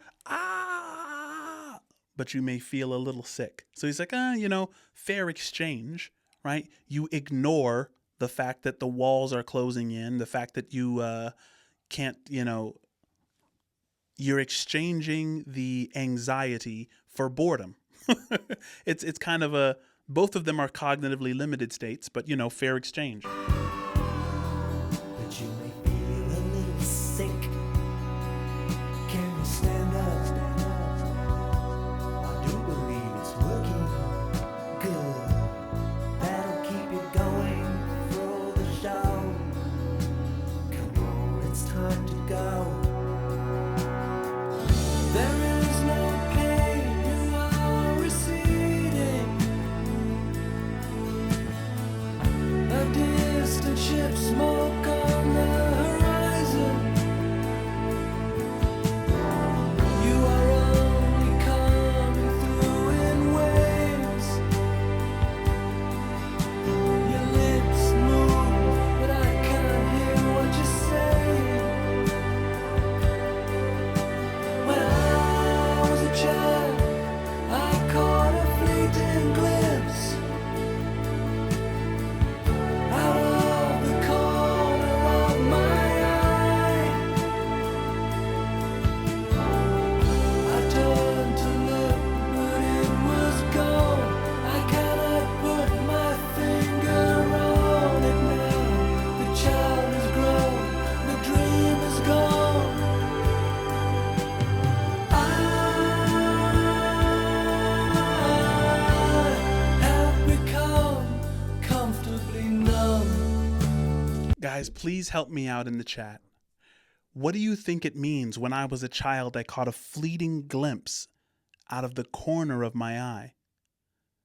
I turned to look, but it was gone. And I can't put my finger on it now. What do you think that is?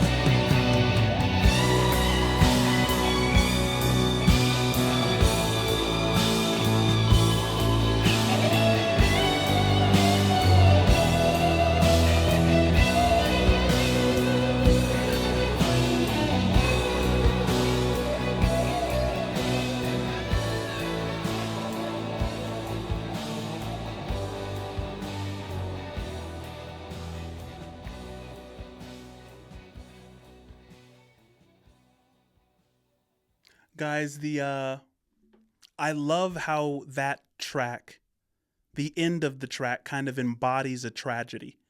And the sound of it, the boom, boom, boom, boom, boom. As that there's this boom, boom, boom, boom, boom. You just hear the music just doing this very, very dramatic thing. Like we've had the audacity as the human animal to address what is clearly a meaning crisis by just numbing it with drugs, right? Because we still need the human body. We still need you to get in line. We need you to function. We need you to pay attention to all the TV shows and we need you to be ready to go to war if necessary. You know, so if you're a pawn, then you're a pawn. But you have to be a useful pawn. And so we have to numb these things as opposed to genuinely and truly address the human condition. Boom, boom, boom, boom, boom. I don't think there's anyone like Pink Floyd that kind of matches the musicality and the sonic nature of the song with the lyrics themselves. But moving on.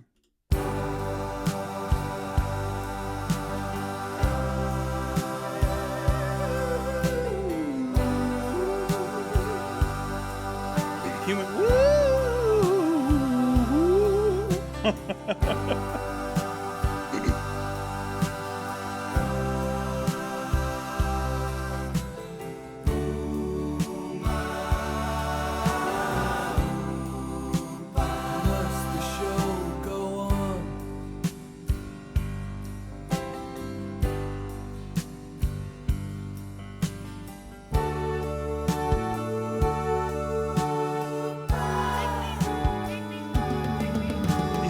He said, must the show go on? The song is called The Show Must Go On, but he posits it as a question right there.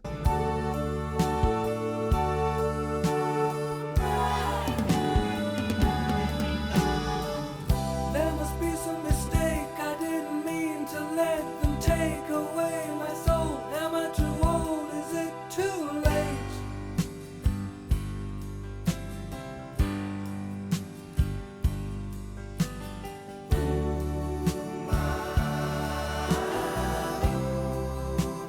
Where's the feeling gone?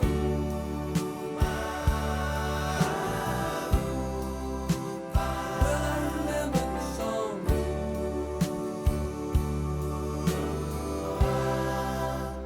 The show must go on. Ooh. How can something be whoops.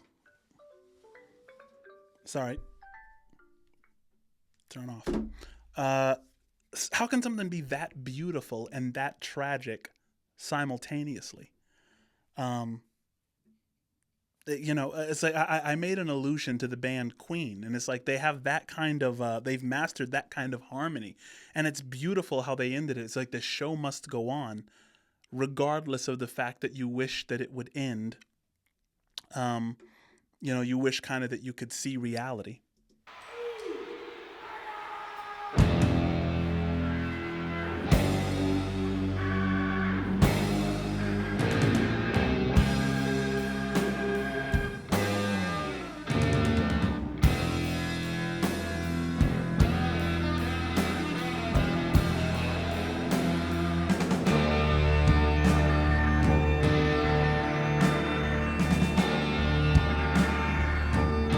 This reminds me of the beginning.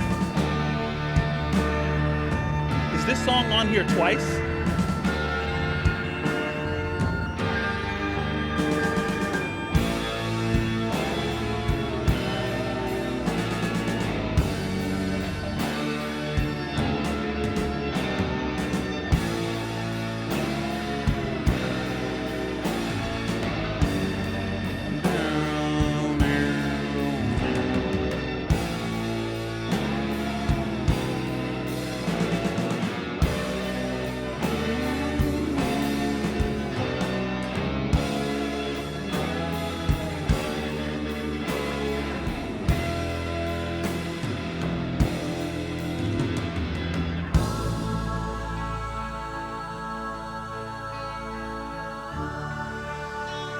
I could listen to that all day.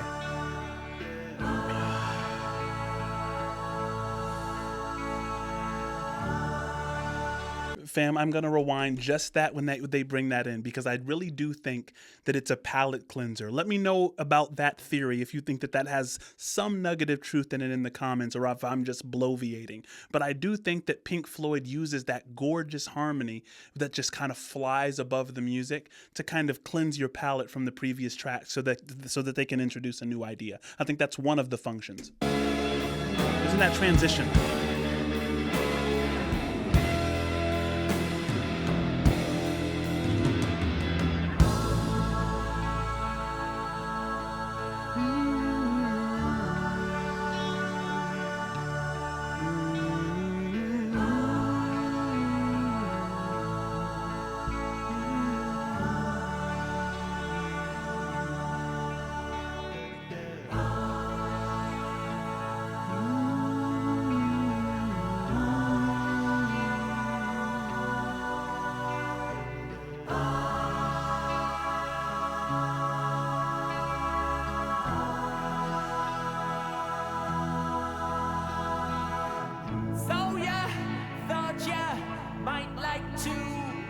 go to the show.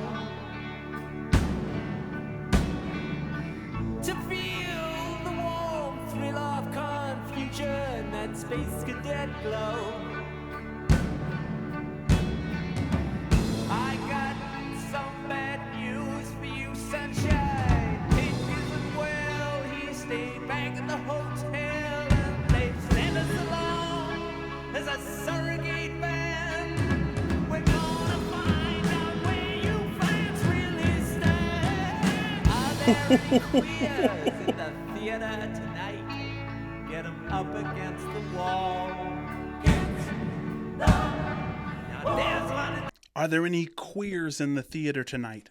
And by queers, I imagine that they mean weirdo, right? The word queer originally means strange, someone who's off the path, who's non-Euclidean in their thinking, who thinks outside the box. Are there any of those people in the theater tonight? And I imagine, that anyone who's been to a Pink Floyd concert hears a lot of shouting in the audience from people who kind of feel isolated, right? And remember, this album presents itself in a world where everyone kind of feels isolated. Is there anybody out there? Is there anybody out there, right? Is there any queers in the theater tonight, right? Get them up against the wall. I'm liking where this is going. Talk to me, please. Please cook.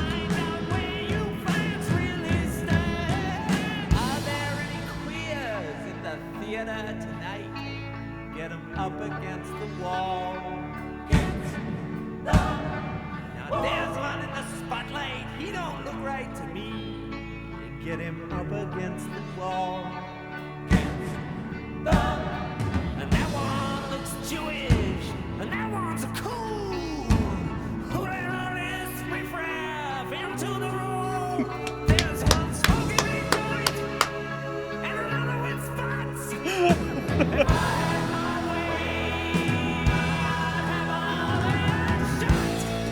That's so brilliant. It's almost like, he has a Dr. Seuss style poetry to show us how childish and cartoonish our otherizing thinking is. It almost sounds like what would read from like a really dark Dr. Seuss book. And that one looks Jewish, and that one's a coon. Who let this riff-raff all into the room? There's one smoking a joint and another with spots, and if I had my way, I'd have all of them shot. I'm telling you, man, this album is goated, and it's better to me. It's. Let me know in the comments if you agree or if you don't do yourself the disservice of comparing them like I am. All right, I lend myself to comparisons. I'm a battle rapper. You'll have to excuse me. I think that Pink Floyd's The Wall is better than Dark Side of the Moon. I'm saying that right now.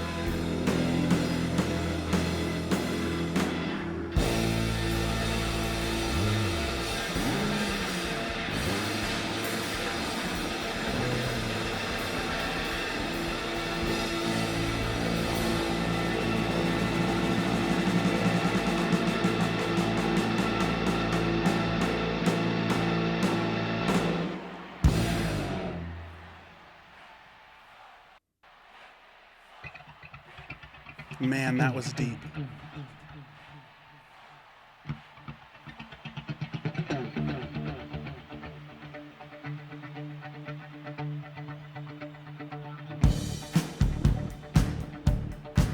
Oh yeah, we're in bop territory now, baby.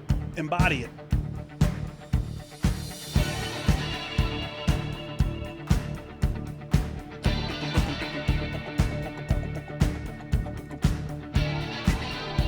I'm feeling levity. I'm feeling energy.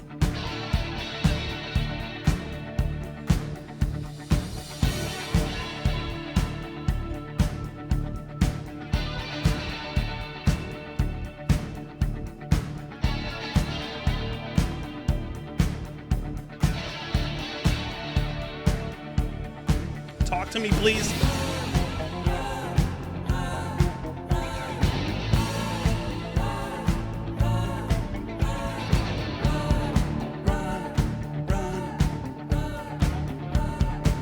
Are we running from or running to?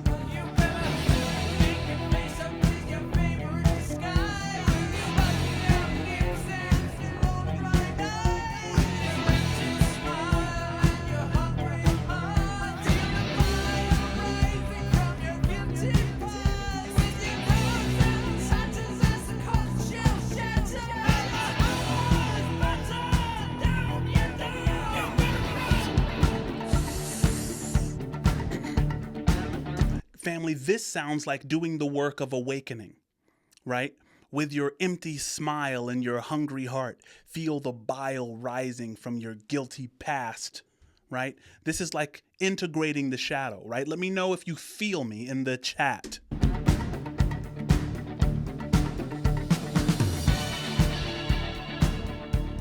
But the music sounds like redemption to me.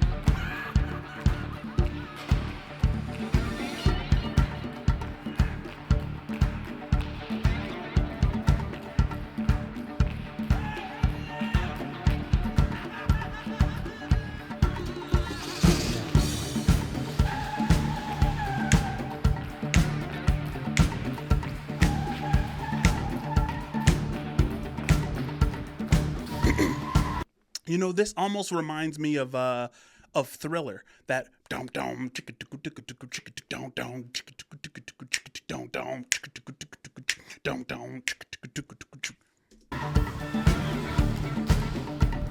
dom dom.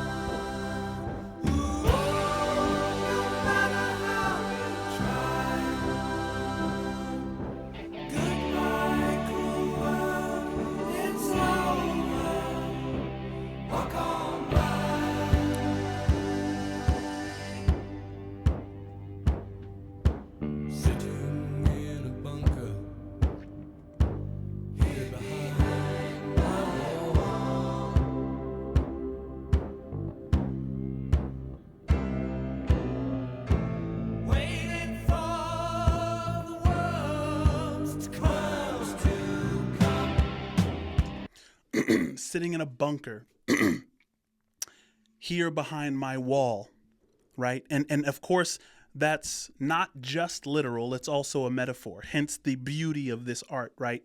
The literal rendering is wartime, obviously. And when this album was released, of course, war was rampant. We were in the Cold War. There's, little armed conflict skirmishes all over the place. Sitting in a bunker here behind my wall is not only the literal soldier, but the soldier mindset, right? You have everyone who doesn't trust the government anymore. We don't trust one another anymore. We're isolated, asking ourselves and asking each other, is there anybody out there? So in that sense of isolation, everyone is sitting in an internal bunker behind their wall of resentments, their wall of kind of otherizing, right? Their echo chambers, waiting for the worms to come, because that's inevitable. Right? When you're not truly interacting with the world, all there's left is death, right? Waiting for the worms to come.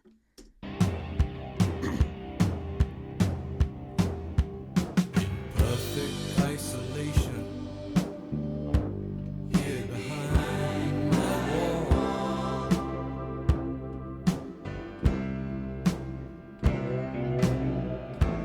Waiting for to come. We're all going to convene on 115 outside Brixton Town Hall, and we will be going to cut out the dead ones, to clean up the city, to mow the walk, to put on a blackjack, to weed out the weakling, to smash in their windows and kick in their doors. On the final solution to strengthen the strain. Fam, like, for those of you who, I'm an 80s baby myself, but some of you who watch this channel are 70s babies and 60s babies sometimes. I don't know if I got any 50s or 40s babies.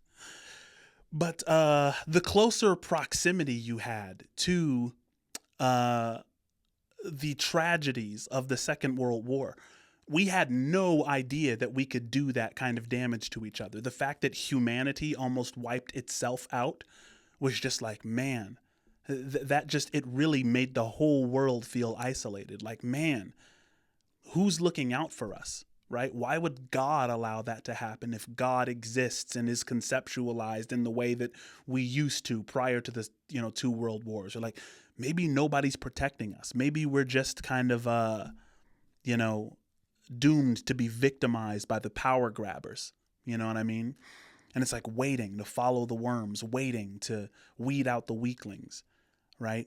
And it's almost like this album was released in a time where everybody was waiting for the next big thing. Is it the nuclear bomb? Is it, the draft? We're all just waiting on something. Nobody's living. We've all exchanged the present for some interaction with the future.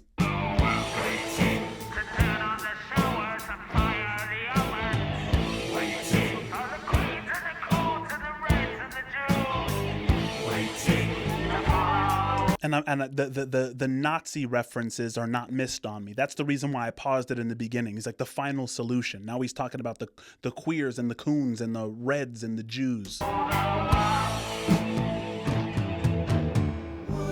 Would you like to see Britannia rule again? My friend, all you have to do is follow the words.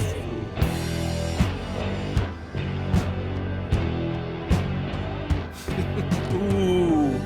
Would you like to send our colored cousins home again?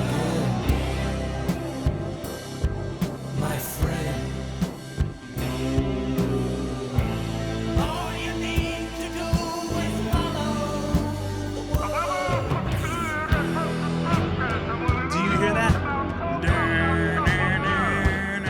Right? That there's always that call. It's like, would you like to send our colored cousins home? Would you like to see Britannia rule again?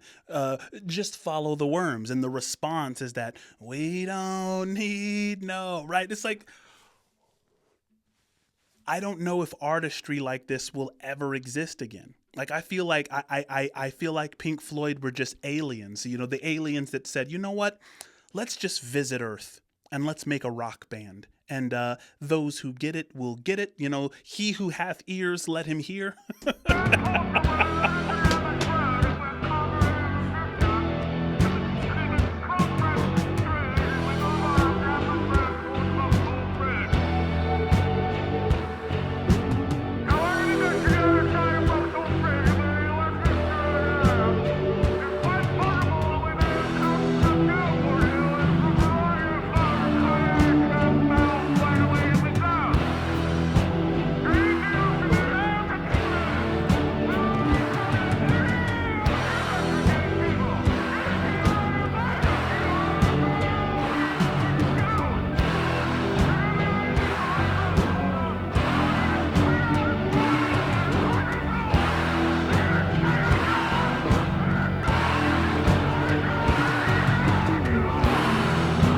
I think they're yelling hammer, hammer, hammer, right?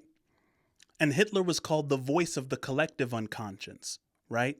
Meaning that he just voiced what everyone already had turned into. Of course, you know, there was the punitive peace treaty that Germany had signed as a result of World War I, where Germany got blamed, you know, a little bit harshly in certain estimations for World War I itself. And there were some, you know, abuses. The mindset in Germany was like, you know, we caused the most death in human history, and this whole thing is our fault. And, you know, Germans are looked at by the world as like, you know, brutal, and, you know, they don't necessarily see themselves as beautiful. And then you have Hitler saying, hey, you know what? The Germans are beautiful. And the Germans do have a destiny. And, you know, these things were the result of, you know, and then you get the scapegoating, and you get the, you know, admiration that turns into a kind of worship, right?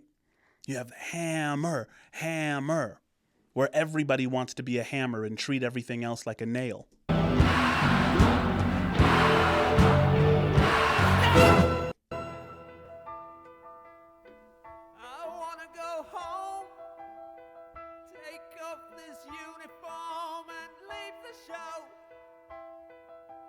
Waiting in this cell because I have to know,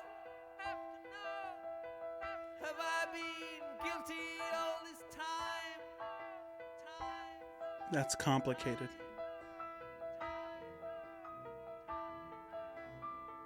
Have I been guilty all this time?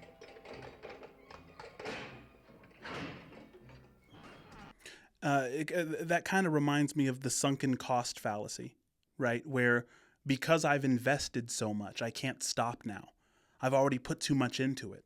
So now it's like I can't stop, right? I'm waiting in this cell because I have to know, have I been guilty all this time?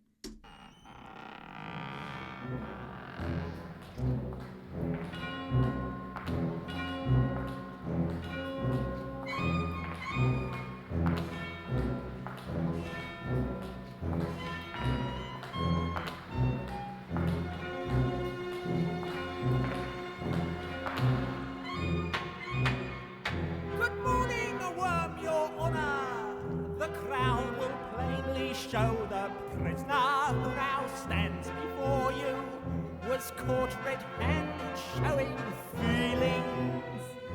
showing feelings of an almost human nature. Guys, I can't believe what I'm hearing. I just can't believe it.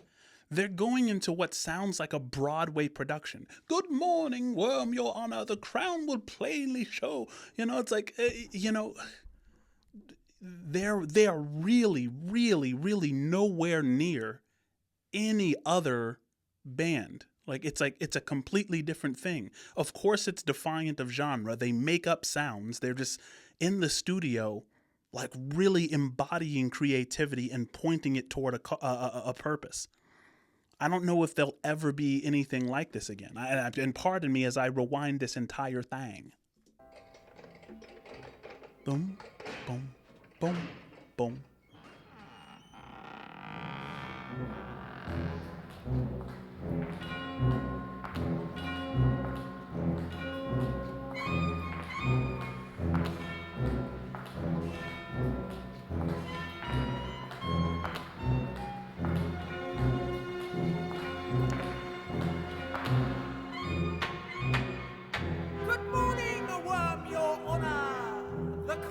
will plainly show the prisoner who now stands before you was caught red-handed showing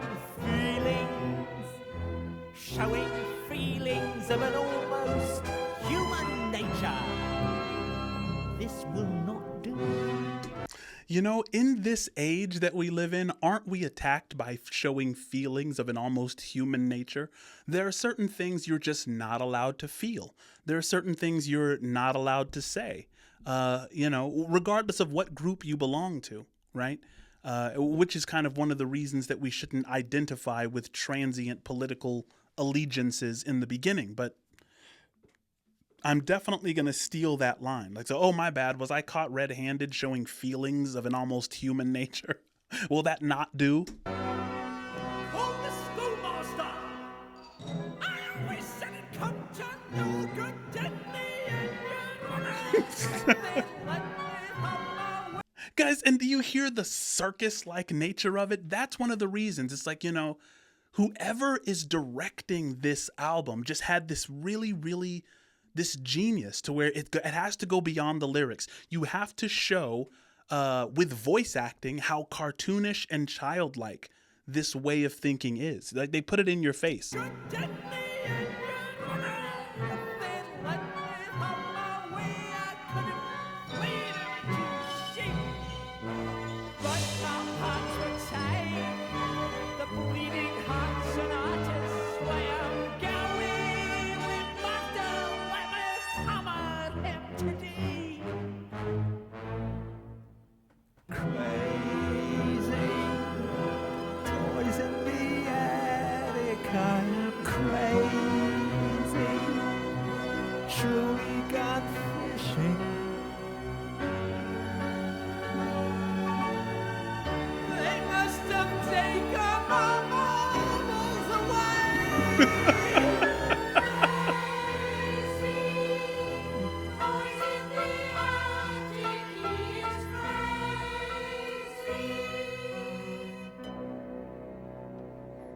Fam, this is the way all prophets and artists meet their end.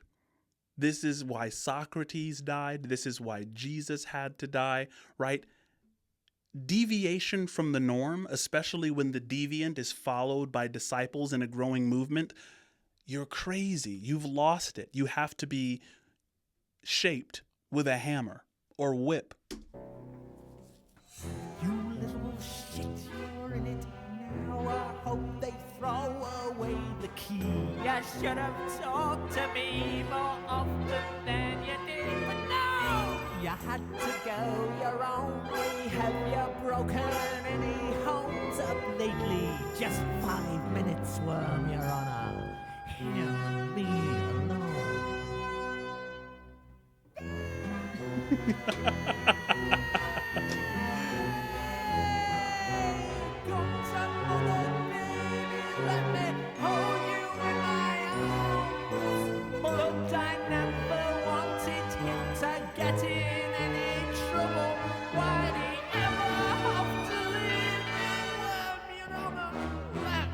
Take him home. Crazy over the rainbow, I am crazy.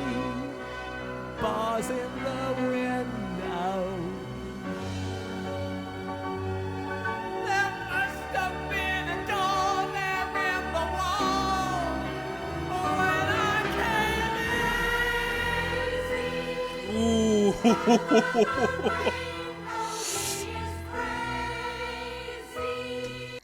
Guys, like, when I'm thinking of, like, the Pharisees who had Jesus arrested, or, the leadership in Athens who had Socrates arrested, or, any of those who, shake their fist at the creatives, at the ones who think outside the box, right? I think one of the fears is that in confronting that mystic, in confronting that leader, you have to confront that little child that's buried in yourself that's always wanted out, right? It's almost like you fear the reflection of yourself. You've built this fake persona. You've built this ego. And in order for you to come into deep contact with the sage, that ego has to die. And oh man, it definitely doesn't want to. And so you want to suppress, you want to cage, you want to kill the prophet. The evidence before the court is incontrovertible. There's no need for the jury to retire. In all my years of judging, I have never heard before of someone more deserving of the full penalty of law. Sorry, but this is just what happened to Jesus. The Pharisees tore their garments and essentially said the same thing. In all my years of judging, I've never heard before someone more deserving of the full penalty of the law. Before Jesus was that, they were beating him, they were punching him in the face, spitting in his face, all before he was tried, because they were like, oh, listen to what he said. I mean, there's no reason for any further anything, right? He's so far under our skin. He's so offensive with his reminding us of who we deeply and truly are. He's so offensive to the ego game we're trying to play that he has to be eliminated. The way you made them suffer, your exquisite white mother, fills me with the urge to defecate. Since, my friend, you have revealed your deepest fear, I sentence you to be exposed before your peers. Tear down the wall!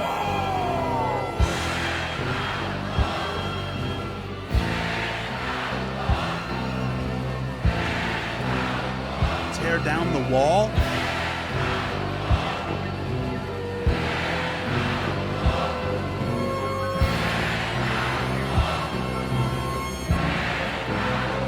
Tear down the wall?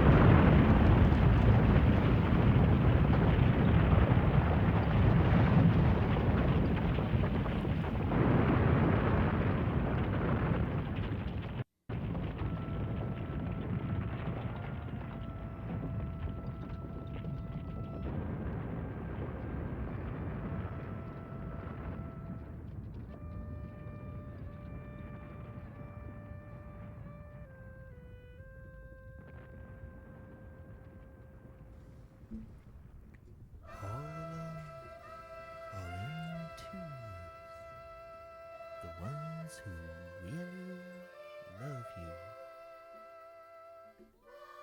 Walk up and down outside the wall. Outside the wall. Some hand in hand, and some gathered together in bands. The bleeding hearts and the artists make their stand.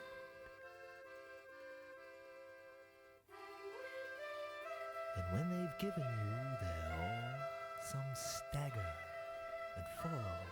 After all, it's not easy. Banging your heart against some mad bugger's wall.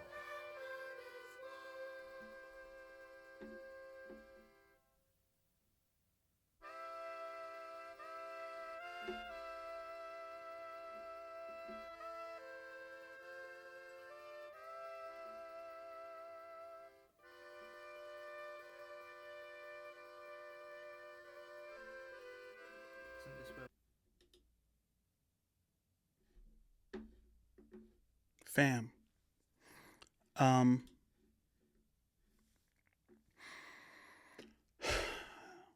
Everyone is waiting outside the walls. The ones who really love you. The ones who are there for you regardless of your affiliations.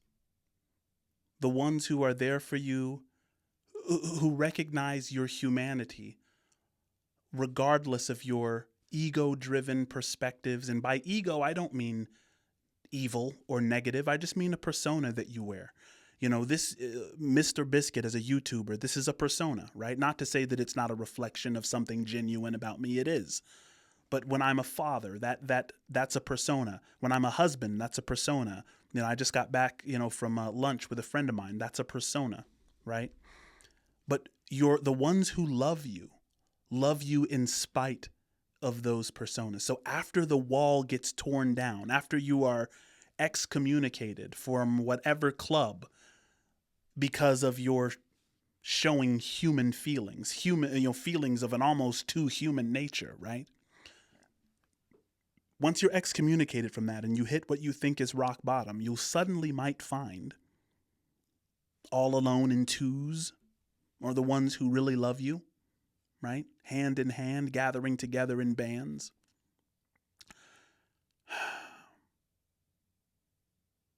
And it talks about they gave their all. And they stayed with you, just kind of praying and hoping for the day to come to realize that you don't have to carry all that baggage. Wow. That's good news. Family, I deeply appreciate your patience with me. Correspond with me in the comments if you will. And let me know what is next from Pink Floyd. Thank you so much for joining me. I appreciate, as always, your open, curious attention. Love you, fam.